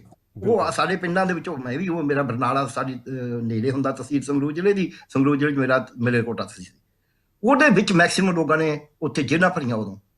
ਤੇ ਇਸ ਤੋਂ ਬਾਅਦ ਤੀਜੀ ਗੱਲ ਕੀ ਹੈ, ਉੱਥੇ ਜਿਹੜਾ ਜੱਟ ਤੇ ਸੀਰੀ ਦਾ ਰਿਸ਼ਤਾ ਹੈ ਉਹ ਰੱਦੇ ਸੰਤ ਰਾਮਦਾਸੀ ਨੇ ਇਸੇ ਤਾਂ ਆਖਿਆ, ਚੱਕ ਤੰਗੜੀ ਬੋਲਾਂ ਵਿੱਚੋਂ ਨੀਰ ਵਗਿਆ, ਨੈਣਾ ਵਿੱਚੋਂ ਨੀਰ ਵਗਿਆ। ਉਹ ਸੀਰੀ ਨੂੰ ਜੱਟ ਕਹਿ ਰਿਹਾ ਵੀ ਤੰਗੜੀ ਚੱਕ, ਆਪਾਂ ਦੇਖੀ ਆਪਣੇ ਕਿਸਮਤ ਕਿੱਥੇ ਗਈ ਜੀ। ਸੋ ਇਹ ਜਿਹੜਾ ਉਹ ਏਰੀਆ ਹੈ, ਉਸ ਏਰੀਏ 'ਚ ਕਿਰਨਜੀਤ ਕਾਂਡ ਮਹਿਲ ਕਲਾਂ ਵਾਲਾ ਉਹ ਏਰੀਆ ਜਿਸ ਏਰੀਏ 'ਚ ਡਟ ਕੇ ਮੂਵਮੈਂਟ ਏਡੀ ਵੱਡੀ ਲੜੀ ਗਈ। ਉੱਥੇ ਨੇਰੂ ਜੀ ਉੱਤੇ ਬੈਠੇ ਨੇ, ਕਿਸਾਨੀ ਦਾ ਇੱਥੇ ਉੱਤੇ ਐਡਾ ਜ਼ੋਰ ਹੈ। ਸੋ ਉੱਥੇ ਜਿਹੜੀ ਲੋਕਾਂ ਦੀ ਇੱਕ ਏਕਤਾ ਸੀ, ਜਿਹੜੇ ਲੋਕਾਂ ਦਾ ਭਾਈਚਾਰਾ ਹੈ, ਜਿਹੜੇ ਲੋਕ ਧਰਮ ਦੇ ਨਾਂ ਤੇ ਜਾਤ ਦੇ ਨਾਂ ਤੇ ਨਹੀਂ ਹੋਈਆਂ ਲੜਾਈਆਂ ਉੱਥੇ ਉਸ ਤਰੀਕੇ ਦੀਆਂ, ਜਿਹੜੇ ਲੋਕਾਂ 'ਚ ਆਜ਼ਾਦੀ ਦੀ ਲੜਾਈ ਦਾ, ਮੁਜ਼ਾਹਰਾ ਮੂਵਮੈਂਟ ਦਾ, ਬੈਟਰਮੈਂਟ ਲੇਵੀ ਦਾ, ਪਰਜਾ ਮੰਡਲ ਦੀ ਲਹਿਰ ਦਾ, ਪਰਜਾ ਮੰਡਲ ਦੇ ਬੜੇ ਵੱਡੇ ਲੀਡਰ ਹੋਏ ਨੇ ਉੱਥੇ ਜੀ। ਉਹ ਜਿਹੜੀ ਸਾਰੀ ਲਹਿਰ ਸੀ, ਉਸ ਏਰੀਏ ਨੂੰ ਮੈਂ ਕਹਾਂਗਾ ਅੱਜ ਦੇ ਸਾਡੇ ਸਿਆਸਤਦਾਨ ਜਿਨ੍ਹਾਂ ਨੇ ਇੱਕ ਢੇਲਾ ਨਹੀਂ ਲਾਇਆ ਆਜ਼ਾਦੀ ਦੀ ਲੜਾਈ 'ਚ, ਇਹਨਾਂ 'ਚੋਂ ਦੱਸੋ ਜਿਹੜੇ ਅੱਜ ਦੇ ਸਿਆਸਤਦਾਨ ਨੇ ਕਿੰਨੇ ਜਿਹਨੇ ਆਜ਼ਾਦੀ ਲੜਾਈ 'ਚ ਇੱਕ ਦਿਨ ਵੀ ਜੇਲ੍ਹ 'ਚ ਗਏ ਹੁਣ। ਇਹਨਾਂ ਨੂੰ ਕਿਉਂਕਿ ਬਣਿਆ ਬਣਾਇਆ ਮਿਲ ਗਿਆ ਬਾਪ ਦਾਦੇ ਦਾ, ਤੇ ਉਹਦੇ ਉੱਤੇ ਇਹ ਹੁਣ ਸਿਆਸਤ ਧਰਮ ਦੀ, ਜਾਤ ਦੀ ਕਰ ਰਹੇ ਨੇ। ਉਹ ਏਰੀਏ ਨੂੰ ਖਰਾਬ ਕਰਨ ਵਾਸਤੇ ਆਏ ਸਿਆਸਤ, ਉਹ ਏਰੀਏ ਨੂੰ ਠੀਕ ਕਰਨ ਵਾਸਤੇ ਨਹੀਂ। ਜੇ ਪਾਪੂਲੈਰਿਟੀ ਦੀ ਗੱਲ ਹੈ, ਮੈਂ ਲਾਸਟ ਗੱਲ ਕਹਿ ਖਤਮ ਕਰਾਂਗਾ ਆਪਦੀ ਗੱਲ, ਫਿਰ 117 ਸੀਟਾਂ ਦੀ ਚੰਨੀ ਸਾਹਿਬ ਲੜ ਲੈਂਦੇ ਇਕੱਲੇ, ਕਿਉਂਕਿ ਪਾਪੂਲੈਰਿਟੀ ਤਾਂ ਉਹਨਾਂ ਦੇ ਸਾਰਿਆਂ 'ਚ, ਸਾਰੇ ਮੰਗਦੇ ਨੇ ਵੀ ਸਾਡੇ ਹੋਵੇ। 117 'ਚ ਲੜ ਲੈਂਦੇ, ਇੱਕ ਜਿੱਤ ਜਾਂਦਾ, ਉਹਨੂੰ ਮੁੱਖ ਮੰਤਰੀ ਬਣਾ ਕੇ ਫਿਰ ਕਹਿੰਦੇ ਭਾਈ ਹੁਣ ਦੁਬਾਰਾ ਚੋਣ ਕਰਾ ਲੈਂਦੇ ਆ। ਜੇ ਇੰਨੀ ਪਾਪੂਲੈਰਿਟੀ ਦੀ ਗੱਲ ਕਰ ਰਿਹਾ ਸੀ। ਬਿਲਕੁਲ, ਮੈਨੂੰ ਲੱਗਦਾ ਡਾਕਟਰ ਸਾਹਿਬ ਨੇ ਬੜੀ ਕਮਾਲ ਦੀ ਇਹ ਗੱਲ ਕੀਤੀ ਹੈ, ਤੇ ਇਸ ਤੋਂ ਵਧੀਆ ਸ਼ਾਇਦ ਐਂਡ ਮੈਂ ਵੀ ਨਹੀਂ ਕਰ ਪਾਵਾਂਗਾ। ਸੋ ਇੱਕ ਗੱਲ ਤਾਂ ਸਾਫ਼ ਹੈ ਕਿ ਬਿਲਕੁਲ ਇੱਕ ਕਨਸਟੀਟਿਊਸ਼ਨਲ ਰਾਈਟ ਹੈ। ਪ੍ਰਧਾਨ ਮੰਤਰੀ ਨਰਿੰਦਰ ਮੋਦੀ ਨੇ ਵੀ 2 ਸੀਟਾਂ ਤੋਂ ਲੜਿਆ ਸੀਗਾ, ਪਰ ਅੱਜ ਦੀ ਗੱਲ ਐਥਿਕਸ, ਨੈਤਿਕਤਾ, ਮੋਰੈਲਿਟੀ ਉਸ ਬਾਰੇ ਸੀਗੀ। ਉਹਦਾ ਡਿਫੈਂਸ ਦੋਵੇਂ ਪ੍ਰਵਕਤਾ ਨੇ ਕਿਸ ਤਰ੍ਹਾਂ ਕੀਤਾ ਉਹ ਤੁਸੀਂ ਸੁਣਿਆ। ਤੇ ਬਿਲਕੁਲ ਕਾਂਗਰਸ ਜਿੱਥੇ ਸ਼ਾਇਦ ਚਾਹ ਰਹੀ ਹੈ ਕਿ ਇੱਕ ਰਿਜ਼ਰਵਡ ਸੀਟ ਹੈ ਮਾਲਵਾ ਦੀ, ਜਿੱਥੇ ਬਹੁਤ ਸਟਰੋਂਗ ਹੋਈ ਹੈ ਆਪ, ਅਸੀਂ ਉਹਦੇ 'ਚ ਉਹਨੂੰ ਕੈਪਚਰ ਕਰਨ ਦੀ ਕੋਸ਼ਿਸ਼ ਕਰੀਏ। ਸੇਫ ਸੀਟ ਦੀ ਗੱਲ ਵੀ ਹੋ ਸਕਦੀ ਹੈ ਕਿਉਂਕਿ ਚਮਕੌਰ ਸਾਹਿਬ ਤੋਂ ਐਂਟੀ ਇਨਕੰਬੈਂਸੀ ਹੋ ਸਕਦੀ ਹੈ, ਸਿਰਫ ਪੋਸੀਬਿਲਿਟੀਜ਼ ਨੇ। ਦੂਜੇ ਪਾਸੇ ਅੰਮ੍ਰਿਤਸਰ ਈਸਟ ਦੀ ਜਿਹੜੀ ਹੌਟ ਸੀਟ ਕਹੀ ਜਾ ਰਹੀ ਹੈ, ਉਹ ਬਾਰ-ਬਾਰ ਇੱਕ ਈਗੋ ਬੈਟਲ ਲੱਗ ਰਿਹਾ ਮਜੀਠੀਆ ਵਰਸਸ ਸਿੱਧੂ ਦਾ। ਮਜੀਠਾ ਉਹਨਾਂ ਦਾ ਸਟਰੋਂਗ ਹੋਲਡ ਜ਼ਰੂਰ ਰਿਹਾ, ਪਿਛਲੇ 3 ਵਾਰ ਲਗਾਤਾਰ ਇਲੈਕਸ਼ਨ ਜਿੱਤੇ ਨੇ, ਲੇਕਿਨ ਇਸ ਵਾਰ ਇੱਕ 5 ਕਾਰਨਰਡ ਕੰਟੈਸਟ ਹੈ ਤੇ ਕਿਤੇ ਭਦੌੜ ਤੇ ਚਮਕੌਰ ਸਾਹਿਬ ਦੋਨੋਂ ਹੀ ਆਪ ਨਾ ਕੈਪਚਰ ਕਰ ਲਵੇ। ਦੂਜੇ ਪਾਸੇ ਜੇ ਐਂਟੀ ਇਨਕੰਬੈਂਸੀ ਹੈ ਤਾਂ ਮਜੀਠਾ ਉਹਦਾ ਜਵਾਬ ਦੇ ਦੇਗਾ। ਦੂਜੇ ਪਾਸੇ ਜੇ ਅੰਮ੍ਰਿਤਸਰ ਈਸਟ ਸਟਰੋਂਗ ਹੋਲਡ ਹੈ ਨਵਜੋਤ ਸਿੰਘ ਸਿੱਧੂ ਦਾ, ਤਾਂ ਇਹ ਵੀ ਬੜਾ ਮਜ਼ੇਦਾਰ ਹੋ ਸਕਦਾ ਹੈ ਕਿ ਜਿਹੜੇ ਦੋ ਲੋਕਾਂ ਦੀ ਆਪਾਂ ਗੱਲ ਕੀਤੀ ਕਿਤੇ ਉਹ ਆਪਣੀਆਂ ਦੋਵੇਂ ਹੀ ਸੀਟਾਂ ਨਾ ਹਾਰ ਜਾਣ। ਖੈਰ, ਇਸ ਬਾਰੇ ਤਾਂ ਜਵਾਬ ਜਨਤਾ 20 ਫਰਵਰੀ ਨੂੰ ਦੇਗੀ ਤੇ ਉਸ ਤੋਂ 20 ਦਿਨਾਂ ਬਾਅਦ ਸਾਨੂੰ ਵੀ ਇਹਦਾ ਜਵਾਬ ਮਿਲ ਜਾਏਗਾ। ਲੇਕਿਨ ਇਸ ਤਰ੍ਹਾਂ ਦੇ ਡਿਬੇਟਸ ਤੁਹਾਡੇ ਸਾਹਮਣੇ ਲੈ ਕੇ ਆਉਂਦੇ ਰਵਾਂਗੇ। ਮੇਰੇ ਕਾਂਗਰਸ ਤੇ ਸ਼੍ਰੋਮਣੀ ਅਕਾਲੀ ਦਲ ਦੇ ਦੋਵੇਂ ਪ੍ਰਵਕਤਾ ਹਰਸ਼ਪ੍ਰੀਤ ਤੇ ਗੁਰਪ੍ਰੀਤ, ਤੁਹਾਡਾ ਬਹੁਤ-ਬਹੁਤ ਧੰਨਵਾਦ ਜੁੜਨ ਲਈ। ਲੇਕਿਨ ਖਾਸ ਧੰਨਵਾਦ ਡਾਕਟਰ ਪਿਆਰੇ ਲਾਲ ਗਰਗ ਜੀ ਦਾ। ਕਮਾਲ ਦੇ ਐਨਾਲਿਸਿਸ, ਕਮਾਲ ਦੀ ਇਹਨੇ ਇਸ਼ੂਜ਼ ਰੇਜ਼ ਕੀਤੇ ਨੇ ਜੋ ਮੈਨੂੰ ਲੱਗਦਾ ਸਾਨੂੰ ਸਾਰਿਆਂ ਨੂੰ ਰੇਜ਼ ਕਰਨ ਦੀ ਲੋੜ ਹੈ ਤੇ ਉਹਨਾਂ ਬਾਰੇ ਗੱਲ ਕਰਨ ਦੀ ਵੀ ਲੋੜ ਹੈ। ਇੱਕ ਵਾਰੀ ਫੇਰ ਤੁਹਾਡੇ ਸਭ ਦਾ ਬਹੁਤ-ਬਹੁਤ ਧੰਨਵਾਦ। ਤੁਸੀਂ ਦੇਖਦੇ ਰਹੋ ਪੰਜਾਬ ਟੁਡੇ। ਸਤਿ ਸ਼੍ਰੀ ਅਕਾਲ।